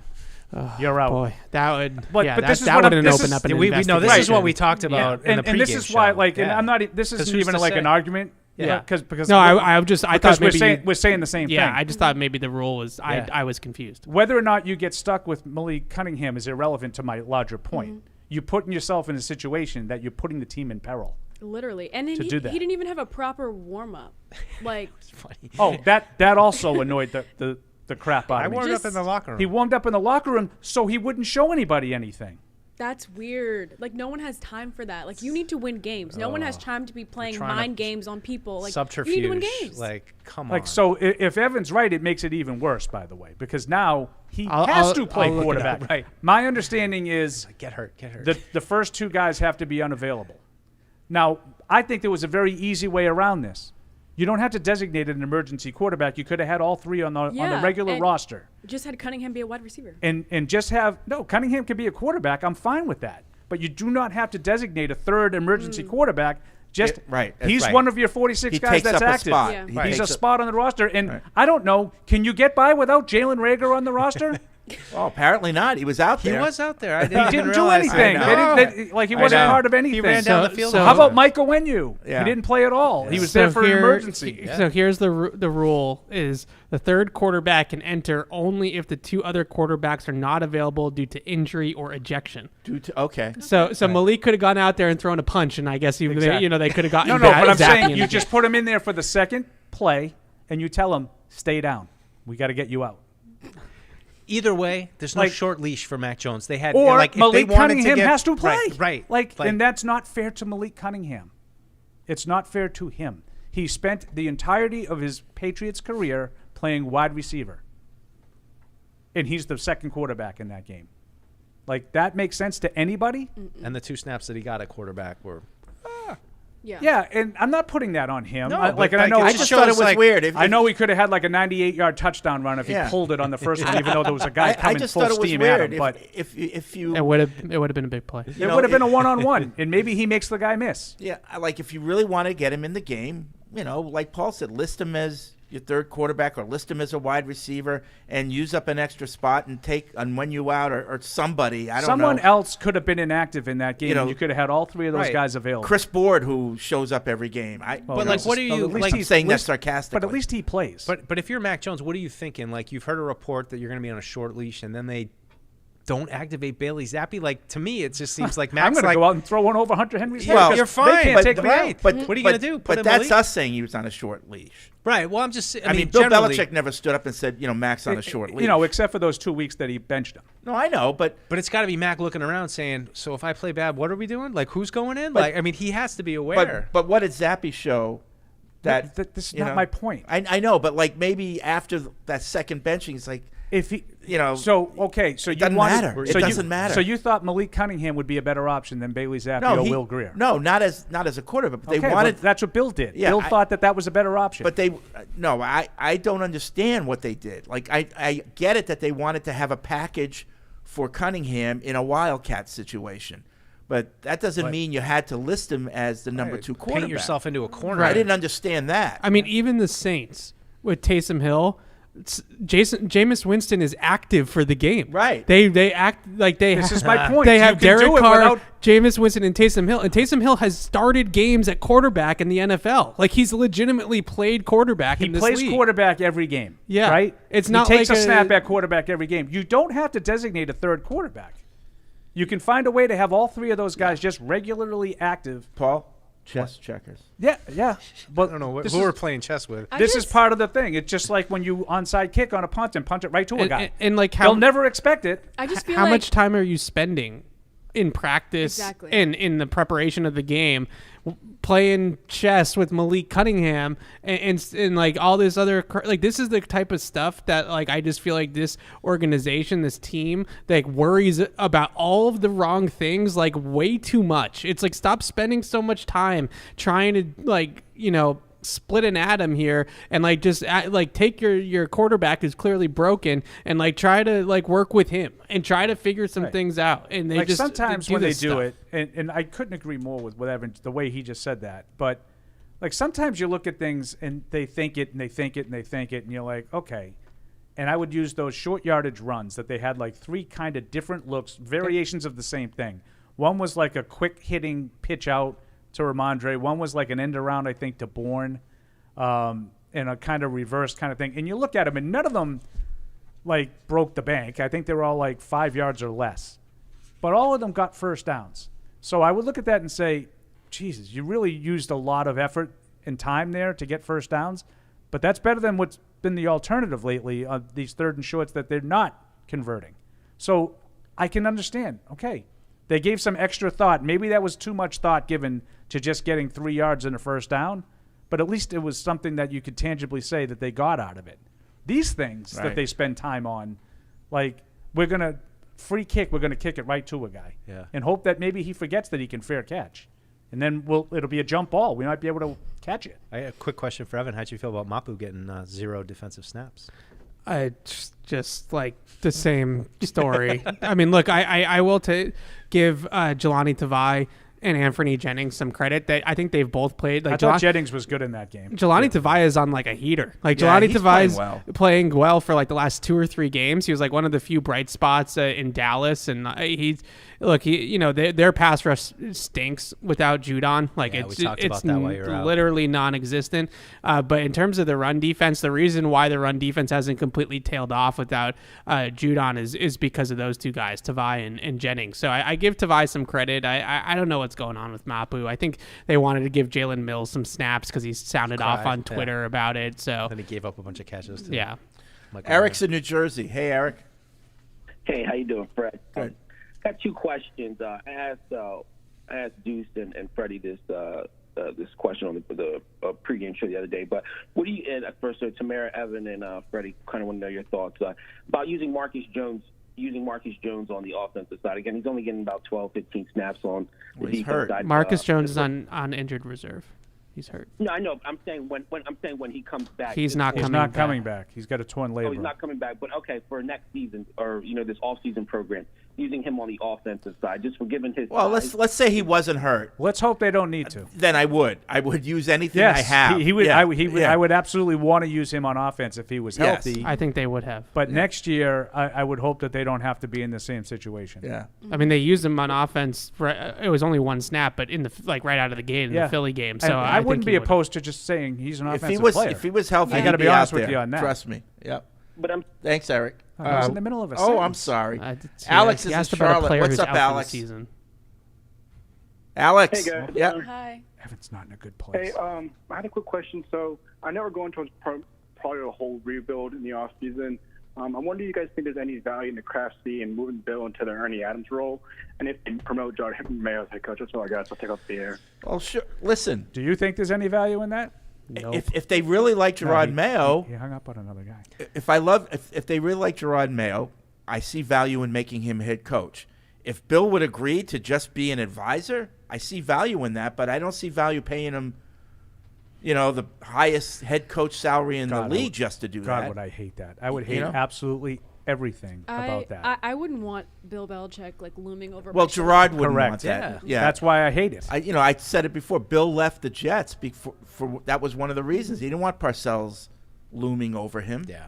When it's time for a new program, it's time for a new program. I mean, I think I'm willing to make some allotments for Gerard Mayo because I like him, but I don't know if I want him to be the head coach here. If there was a way to get him to defensive coordinator, I think I would probably consider that. I think that's a hard move to make, though.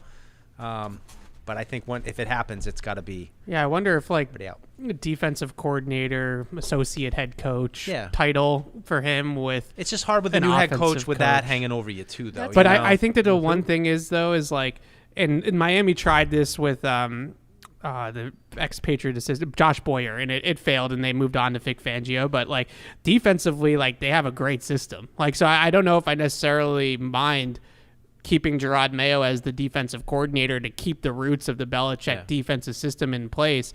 It's almost, you don't need to necessarily start over on that side of the ball. So I wouldn't mind that at all if Mayo was still here in some capacity to keep the defense pretty much the same. Yeah. All right, well, Tamara and Paul's food is here, so we're going to take a break. That's me. And we'll be right back. Get in on the action with DraftKings, the official daily fantasy partner of the New England Patriots. New customers can download the DraftKings app now and play free for millions in prizes using code PATS. That's code PATS, only at DraftKings. Minimum $5 deposit required. Eligibility restrictions apply. See DraftKings.com for details. Isn't it time to get exactly what you want? Welcome to Red Hot Deal Days from Verizon, where you get your pick of our best deals. Like My Plan, where you can pick the perks you want and save on every one.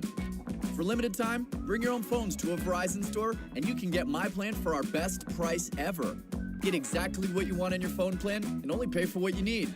Bring your phones to your Verizon store today and get My Plan. These deals won't last. It's your Verizon.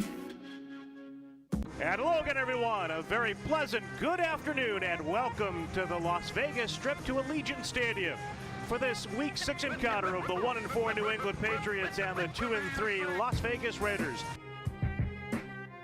A head start for the opponent. It's 3-0 Las Vegas. Well, check that. Now there's a flag. A flag at the line of scrimmage. Might not be a defensive hold.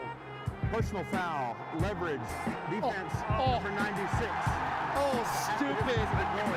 Automatic, first down. Can you be any dumber here? Sam No, you can't. Second-year defensive lineman employed on the field goal block. Can't leverage. A critical penalty on the Patriots special teams. The only way you can be dumber is sign Jamie Collins back and have him run and jump. They changed the rule for that. Stevenson, the single setback, and before the first play, the Patriots are going backwards. Who? A flag on the wing line. False start. Offense, number 59. 5-yard penalty, first down. Oh, aren't you a peach? Oh, my God. But Arian Lowe, the right tackle. Good God. So the offense starts down 3-0 now with a 1st and 15. A handoff, well, check it, a play fake, and then a throw underneath, and there's nobody there. Two offense, well, Hunter Henry was there for the Screen to the Patriots. tight end. Another flag. Well, that play disrupted. So Mac Jones with a fake to Stevenson, trying to toss it to Henry at the line. He might get the 5 yards into a back. crowd. I think he might get the 5. They may have grabbed Hunter Henry and tried to grab him. Ineligible man downfield, offense, number 77. That penalty is declined, second down. 2 for 2 today. That's a way to start a football game. Mac Jones screens it right, or Oh my, the right oh flat my for God. Stevenson, and he bobbles, almost handed it. and Oh it my was nearly God. on the deflection, caught by Marcus Peters. So He Mac almost- Jones tossing it in the right flat for Stevenson. He basically caught it, looked upfield, juggled it, and almost handed it to Marcus Peters. He snaps it back, thigh high, right-footed punt. Sails left to right, high to the far side of the field, and it will come down along that far sideline to be marked. Did he kick it out of bounds? Outside the 30, outside the 35, almost to the 40-yard line. You gotta be kidding me. Shotgun snap to Garoppolo, 4-man rush, a lot of time, across the middle, checking it down for Jacobs, running right past the 40, gets to the 45, and then bear hugged and down by Jelani Devine, and a flag will come in with a likely 15-yard penalty. I'm stunned. You stop him, the progress is stopped. We're at the point now in the National Football League in 2023, you can't pick any player up and slam him After in. the play, personal foul, unnecessary roughness. Defense, number 48. 15-yard penalty, automatic, first down. This is a good call. Devine cannot pick the player up and try and slam him on his head. You can't do it. Progress was stopped. They were coming in from the side. You can see it right here. Leverage was there. Jonathan Jones there. And then boom, right into he got hurt his shoulder. Jacobs left of Garoppolo takes the snap. Jimmy fires it wide, slapped it in. Takes the catch. Got it. Back There it is. Peppers, and it carries to Devine. He grabs it on the deflection off the big hit by Peppers. And the Patriots finally with another takeaway.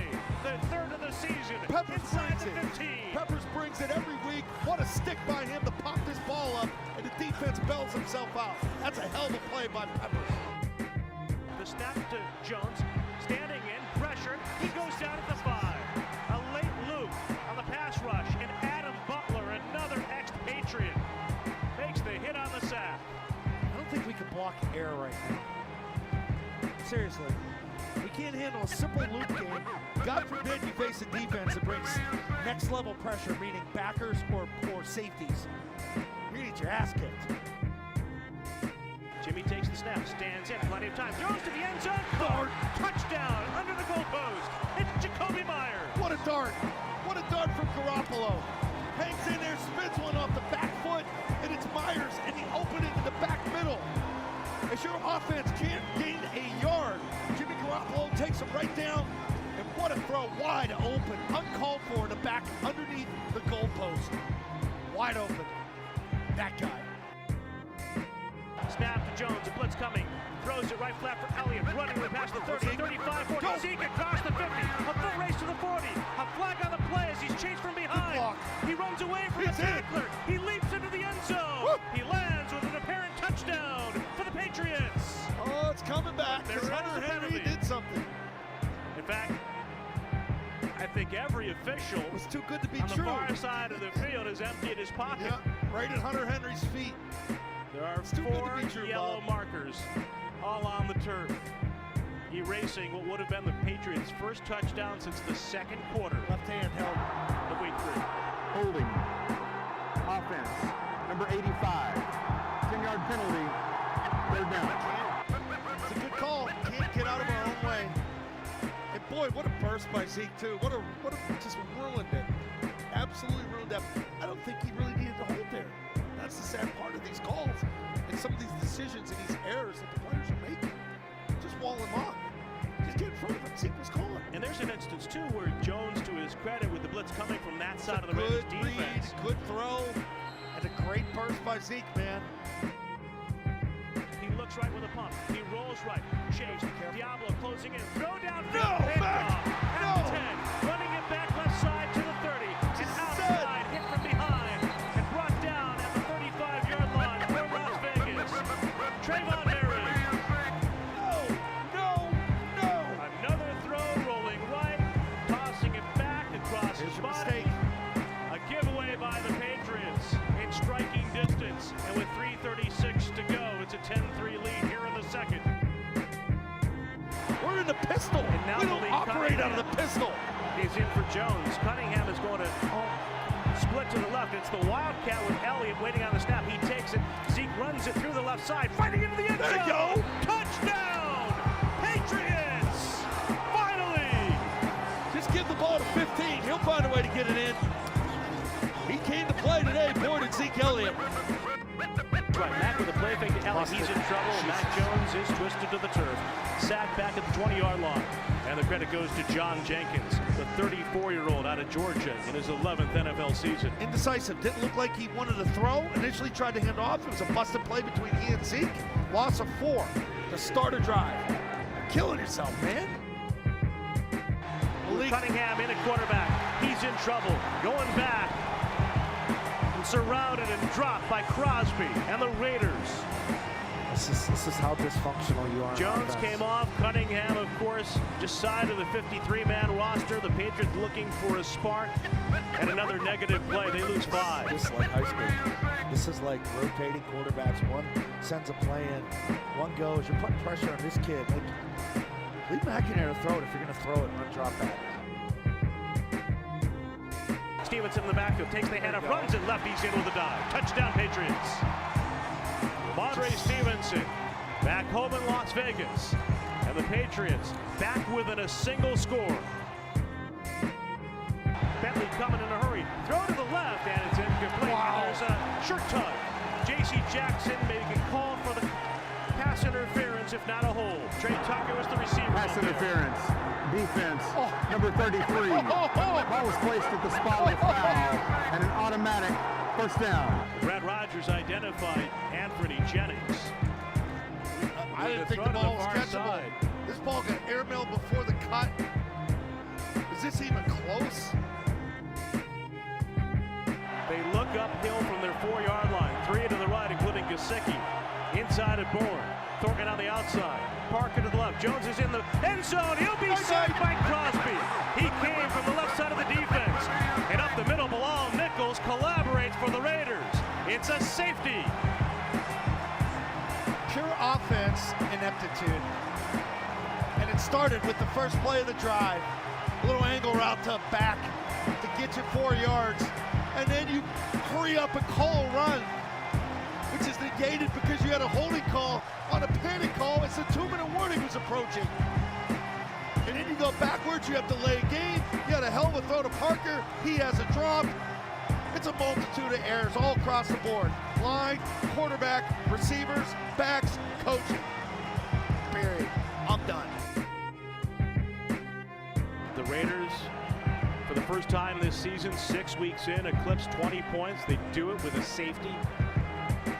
Carlson with 4 field goals. The Patriots, remember, with an early interception, driving deep into Las Vegas territory and unable to mount a comeback in the end. Hoyer one more time to the knee, and then he slaps hands with Jabril Peppers. And the Raiders have improved to 500. These two teams intersecting. Again, similar paths to get here. Struggling offenses, turnover-plagued offenses. And as much of a slog as it is, again, the Raiders are at the break-even point, 3 up and 3 down, while the Patriots have plummeted to 1-5 with Buffalo and Miami on the horizon. Same questions are going to continue. What changes are you going to make? What division's going to be within that locker room? Defense hanging in there. Offense can't move it. Guy that gets the biggest extension in the offseason has the drop right there at the end of the game to give you no chance. Bridgestone, the official tire of the New England Patriots, is proud partner with Sullivan Tire, New England's headquarters for quality Bridgestone tires. Visit sullivantire.com to find a location near you. All right, we're back. Fred's finished with his lunch, so Deuce, we could return. Tamara, Yeah. Evan, Paul, myself, Matt in the booth. Yeah. Matt's hurting, though. Always hurting. Why? What? He's got a broken tooth. He is hurting. You got a broken tooth, Matt? Do. How do you break your tooth? A jawbreaker. Oh, my God. He is, like, pale with Do you have to pain. be so on the nose with that? Or? I told him, go to the urgent care and we'll get, Chris Ferreira down here. And he's like, Faith nope. is going to cover the show tomorrow. Nope. Marine! I thought you meant Chris Ferreira to fix his tooth. He's and I was like, whoa. too tough to let this stop him. At least I got him to smile. You got a dentist appointment on the books or something? All right, good. 9 a.m. tomorrow. Jeez. All right. I'll see you after the appointment. I respect the hustle, Matt. Nothing stops this train. No, you were sick last week. You power through it. 855-PATS-500 is the Ace Ticket hotline. Let's go back to the phones. Emery's in Kansas. What's up, Emery? Hey, how you doing? Thank you for the opportunity. Of course. What is your response in regards to playing the young pups, Thornton, Douglas, and Butte with Bourne instead of Parker and Juju for the remainder of the season? They were just talking about what that. Evan just literally said before we came back on the air. I cannot for the life of me understand how you do anything else besides play the young guys at receiver and hope that it works, especially given the fact that your two most explosive guys all year long have been Pop Douglas and Kendrick Bourne. Yep. So I have no more time for Devontae Parker and Juju on this team. None. I don't understand why they keep playing Devontae Parker. Yeah. He's done nothing all year. He had 31 catches last year. It's not like he did anything great last year either. I think his effort stinks. I think his attitude stinks. Yeah, I would get him off the field. I'm with the guys. I'm with you, Emery. I would go Douglas with Bourne and Thornton. I mean, I should Taekwon is not much. Taekwon is not much better. Okay, but Taekwon. Here's what I can't have happen. I can't be on this show in March with people saying, "Well, he was hurt the first 2 years. We didn't get a chance to see." I need to definitively know. Yeah. In March. Yeah. The first third down of the game, I think Mac was sacked, right? And they're running like a vertical on the sideline, and Kendrick Bourne's running an out from the slot, and Taekwon, Mr. 428, just takes 4 years off my life running the damn route. Like, and he's got to do, he's got to clear out the sideline because the outside corner is sitting on Kendrick Bourne's route. What do you think it's like in his den when he's actually watching? It's infuriating. Like, run the damn route, dude. Like you have 4.28 speed. You are the fastest guy on the goddamn field, and he's just.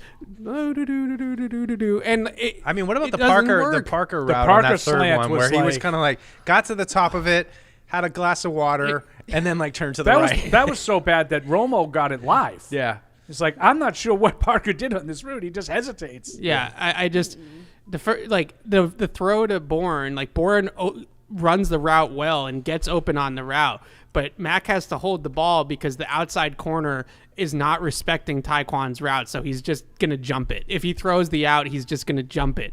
And the whole idea is to put Tyquan in that spot to have him clear out the coverage, like run down the field as fast as you can.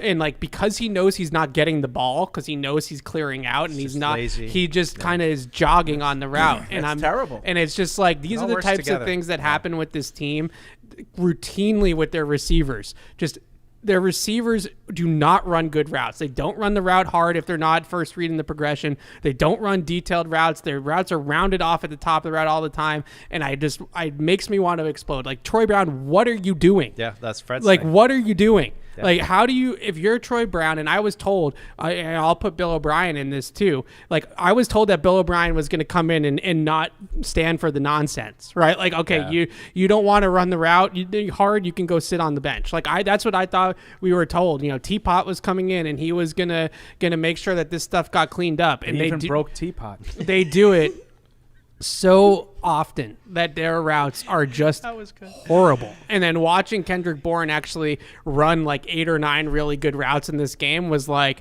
it was like I had never seen it before. I was like, oh my God, this is incredible. That's how it's supposed to look. Yeah. All right. Thanks, Emery. I hope that helped. I think, but it was like he was listening to the portion when Fred was eating his lunch. Yeah. Because that's exactly what you didn't catch it the first time, so I had to repeat it. Okay. 2 chicken fingers. But that's exactly what Evan had literally just said. Like, they need to play Douglas and Thornton with Bourne. Right. And just see how it looks. Patty's in Agawam. What's up, Patty? Patty. This isn't Patty. Oh, who is it? B? This is Todd in Garner. Oh, wow. It says Patty, but Todd. Wow. Matt's playing hurt. This is the only thing that's broken. It's the hoof. It's the hoof. Matt's the paying hoof. hurt. It's a sin. Ma, it's a sin. What's up? Guys. What's up? My question is very simple. Do you think that there's some way that we could get somebody, sorry, I'm barbecuing, to actually come in with Bill still here and redo the offense in a proper style? Like some young guy that's going to say, okay, this offense is mine, Bill. Let's do it this way. You're still the coach. You're still the GM, but let's just work together and get this done. No. Or does the whole thing just have to be blown up? Yeah. Well, I think that's what they tried to do with O'Brien, right? Well, let me ask you this. Thanks, Todd. Riddle me this. And I guess we won't ask him. Oh, you're going to ask just Todd. say it. But call back Todd after if you're like, let's just say Evan Lazar is the next hotshot offensive coordinator, like Mac Jones says. That's okay, true. Hot shot. You want that? No. I'm gonna go in and have the offense is yours. Bill Belichick is the coach. Oh, you're gonna do that? Okay, all right. So I can't spend more than $12 million on their wide receiver. But even if you were told you had free reign, it's still Bill Belichick's team, and you don't have free reign because if he doesn't like something, he's going to change it because he's won 6 titles. He's the greatest coach who's ever done it. I just don't think it's a great place for a young, up-and-coming offensive mind to try to cut his teeth. Maybe somewhere else, like like if Bill could come into another team where it isn't like all because the system is all his too. Like there's just so much. I talked about it last week. Like, but that's okay. Well, but no, I mean, when I say system, I mean I know what you mean. The whole program. I know. Everything. I know exactly what you mean, and that's why I'm a no. Yeah, I think there's more of a chance of him going to another place without full power than staying here and have power taken away. Yeah, I think it's a non-starter. I think it's a non-starter for him. I think it's not in the best interest of the team and moving forward. And when a team has to move forward, like you have to put those things behind. It's like people who We're still in a talk. sticky situation It's like people here. who still talk to ex-girlfriends or ex-boyfriends, Ew. and I'm like, no, you can't talk to your Absolutely exes. not. Like you have to. It's a bad idea, right? Move on. It's a bad Oh, idea. I like that ball. I like that. That seemed like that came Me? from a like experience or something. I'm him? a heavy Deep and dark. block, Yeah. delete, forget Oh, yeah. you existed. Move on. There's You have no to. Move such on. thing. No, Yeah. move on. But I thought we could still be friends. Absolutely No, not. oh no, I no. don't wanna be friends no, with no, you. no, no, no. Yeah, whatever. Not interested. It's fine. Jeffrey in Canada, I see 5 possible scenarios. I'd like to get each host vote which is most likely. Oh, God. And which Now, would, this is a Todd question. and which would consider to be the best scenario. For context, let's say the team plays out the same and goes 4-13. 4-13. I got to write down these scenarios. And the 4th pick in the draft. 1.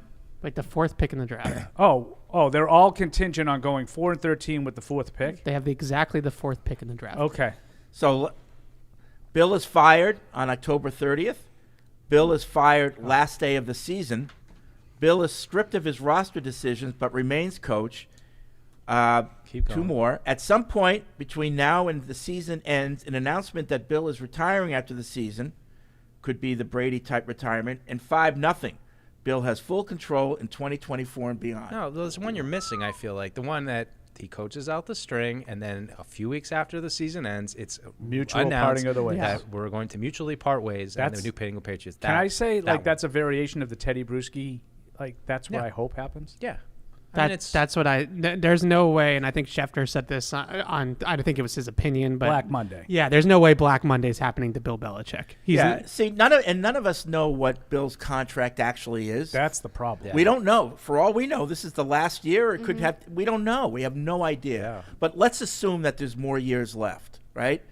So if Bill walks away / retires, he's walking away from a lot of money. So in order for him to do that, the Crafts need to agree, we're going to pay you at least a portion of what you would be owed for the remainder of your. That's the only way that it would happen. Well, like why and again, we don't even know how much he's getting paid, but let's say it is $25 million because that's what your show says it is. It's a round number. Yeah.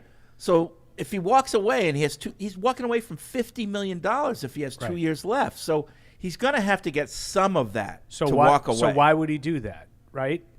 And the answer, because he's miserable. No, exactly. Yeah. But when people would say, well, why would the Crafts pay him? So they don't have to have the stain. Exactly.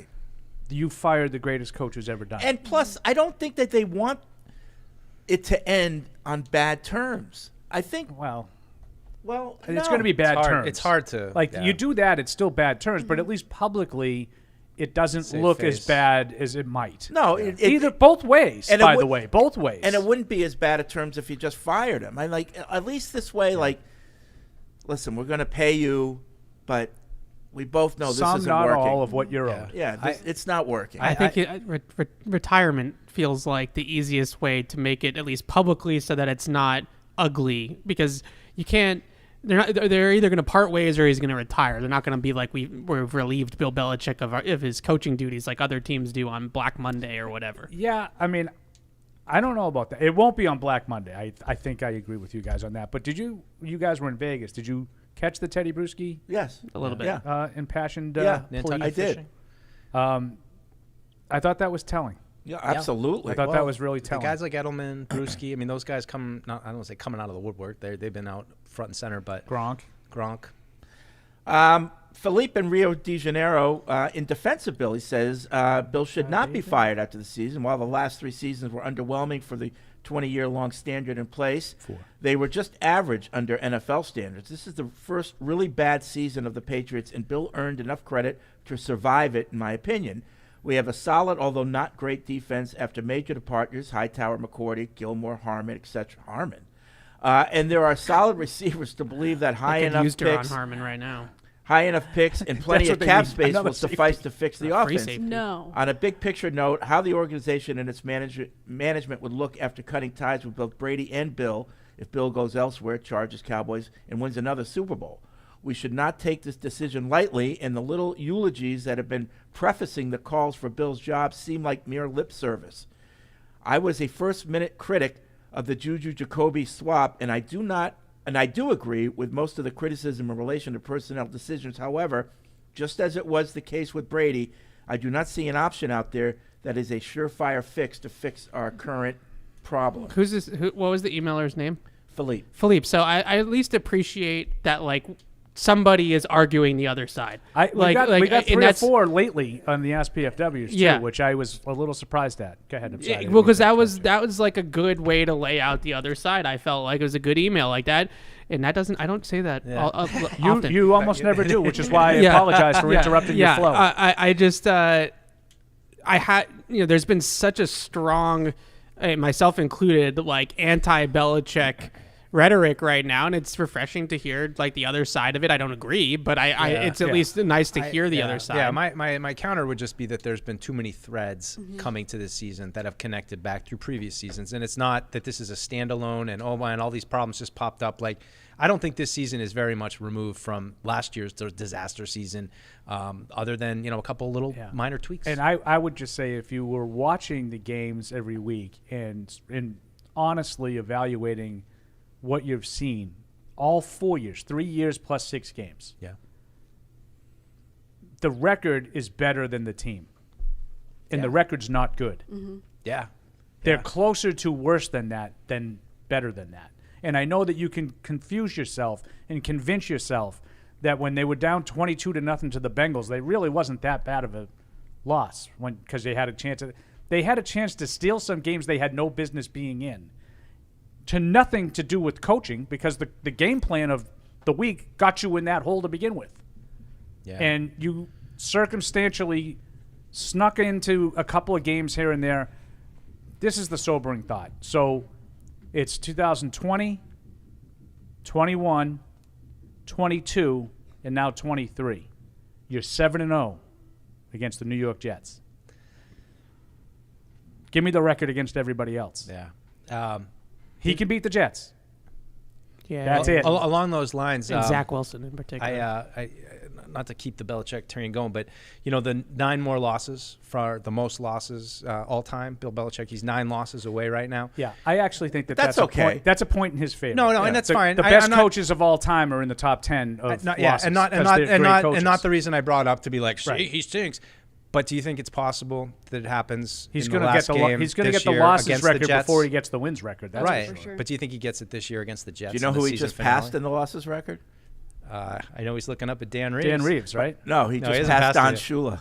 Oh, yeah. I mean, it's a longevity. Reeves is number 1 on the list. I didn't want to bring it as a negative, but I just thought. But it's Dan Reeves, like and Jeff Fisher above him. Yeah, right now. So Jeff Fisher and Landry is for 10. the total. Jeff Fisher's an outlier because he's not a great coach. Yeah. But then you have like Andy Reid, Landry behind him. Noel, right. Yeah. Well, right now he's only behind Landry in the total amount of wins, and then in just regular season he's behind. So Dan Reeves is 190, 165, and 2. Shout out Aaron.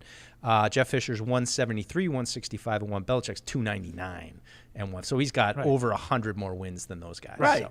And that's why. But the point of bringing it up is it possible that he loses to the Jets here in the season finale, and that's when he gets it? Like so he needs 9 more. 9 more. So he'd have to finish 3-14 this year. I don't see 3 wins, Mike. 2 more wins. No, 2 more. I'm just kidding. You got 3 more wins. I'm You got just kidding. You got to get 3 more. I still see. Are you? I still see. Yeah, because I still see Washington, Indy. They'll win one of those. I think Washington's better than you think. No, Yeah, I think they'll I win agree one of. too. I didn't say both. I'm not one of these knuckleheads that looking at the soft part of the schedule. I think they'll split some of these. We are other teams' soft part of the schedule. Correct. Unfortunately, I hate saying that, but it's the truth. I'm really looking at that last Jets game right now, though, and just wondering what's it going to mean for the Jets. What's it going to mean for it's possible that the Jets could be knocking on the door for a playoff Can he beat spot. Aaron Rodgers? And he comes back. Who evidently has just decided I didn't really tear my Achilles. I'm coming back. Right. But to Deuce's point, like about this is not like a one season one-off. With this team has like slowly just gone like this, like and it might compounding bad decisions. You know, he was able to hold on to it. Convince for a yourself little bit, they went 10-7 and 21 because they were a 10-win team. Yeah. But then when you watch and you really break down the games that they won, people are doing it now. And they're looking back and they're saying they're like 3-11, their last 14, something like that. And all 3 wins were against backup quarterbacks. Yeah. But they didn't do it in 21 because they won 10 games with a rookie quarterback. They did it the same way. Yep. Mm-hmm. Nat in Santa Cruz, I feel for Bill. I know he's made a mess of the team as a GM, and I don't excuse him for that. But Bill has always said he wanted to leave the team better off than when he came. The 2024 Patriots have no chance to be better than the team he joined way back when. I bet that's killing Bill. I disagree. No, what does he care? I mean, The 2000 Patriots were this. They were garbage. They were There's no difference. It's a low bar. Yeah. My question is, do you think that sentiment will allow him to be a big seller at the deadline, trying to leave this team in the best place moving forward? I know he'll never tank, but will he prioritize the future he won't be part of? Would beg to differ. Will he prioritize the really future he bugged won't him, be huh? part of now that the games have no championship-seeking value? As always, huge fan of the show, and it's all its on-air talent. Oh, thank you. Yeah, the 2000 Patriots. Now, Bill opted to do it this way. They stripped it down. They got rid of because they weren't a bad team that he inherited technically. It was a 500 team that he inherited, but they had some bad contracts. They had some veterans that were sort of past their prime. Fat guys too, and he moved on. Drop the anchor, I think was the thing. Right, he moved on from some of those guys. But that team, Fred, I don't know if you remember this. They opened the season with 51 guys because, quote, we didn't have 53 NFL players.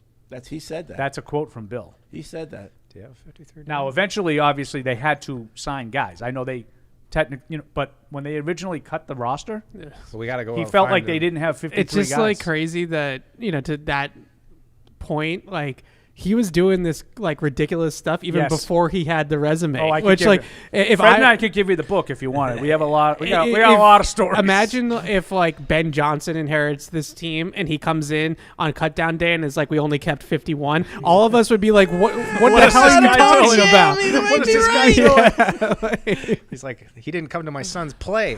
You're out. Tom in Taunton, England. That poor guy. As Never a called fan back. who has never experienced the Patriots absolutely sucking up until now, I wanted to say thank you to all I'm at jealous. Patriots Unfiltered for making the experience a fun one. Whether it's Deuce's slow descent into darkness and negativity, Paul's refusal to be bothered by the team's performance in any way, or Evan's weekly mental breakdowns, it's always great and entertaining listen. I am Thank you breaking for down all of you reminding us not to take things too seriously. Yeah, I'm jealous of that. Like I've never, like him saying, I've never experienced that. Like I'm jealous of that. Can't wait to hear your thoughts on how Bill will use his well-earned top 5 draft pick in 2024. Given the special teams performance over the past 2 years, I think a versatile do-it-all special teamer with a scrappy attitude is what's missing to get the team back on track. That's ridiculous. What do you think would be more likely for Bill to pick? Like J.J. McCarthy over Caleb Williams or Drake May, or Who's the best interior tackle? Or some rando wide receiver over Marvin Harrison. Oh, no, wide receiver. He'd never go like the Lane- quarterback one. Lane McConkey No, I think over I think Marvin it's Harrison. the quarterback one because he's like, no, he's got to play our way. Like Right. we don't want somebody. J.J. who's gonna, McCarthy like, just sort of screams Oh like yeah, Patriot. Oh yeah. Yeah. Oh yeah. I think Although that he is talented. The memes are out there saying He's not that as talented as those top guys. I think JJ McCarthy is like every college quarterback that's been on a loaded roster, like Stetson Bennett, JJ McCarthy, like those. Mac Jones. I kind of agree, but I think he has a better arm. But yes, Mac Jones. That would be in Mac that. Jones. I know you've. No. I know you've quit on Mac, but she's No. right. Mac No. Jones would be an Jones. example of that. No, He was I stacked. disagree with that. What do you mean? What's there to disagree with? He was stacked. He was much better quarterback than JJ McCarthy in college. No, I think he was a product of a stacked roster. He was a much better quarterback. Like if you just like look at like the film and of the decision making. Look at the film, Paul. No, I'm just saying. I watched the like, games. That would be the It's same. more thing. effective. It'd be the same thing. Keith in New River Gorge, West Virginia. The pitchforks are definitely out for Belichick. It is what it is. Bill created this situation, and he's equally responsible for his long-storied animosity with the media. But folks like Hardy and Florio just seem determined for Belichick to leave in disgrace. The attacks for him to be fired now seem personal. I can't think of anything that will be gained from firing a future Hall of Fame coach mid-season. But it got me thinking about how Parcells used to handle the media. Imagine Parcells never left and had all the same success as Belichick. Would he be coming under the same media fire? Yes. I don't think so. I think If the he media had loved him.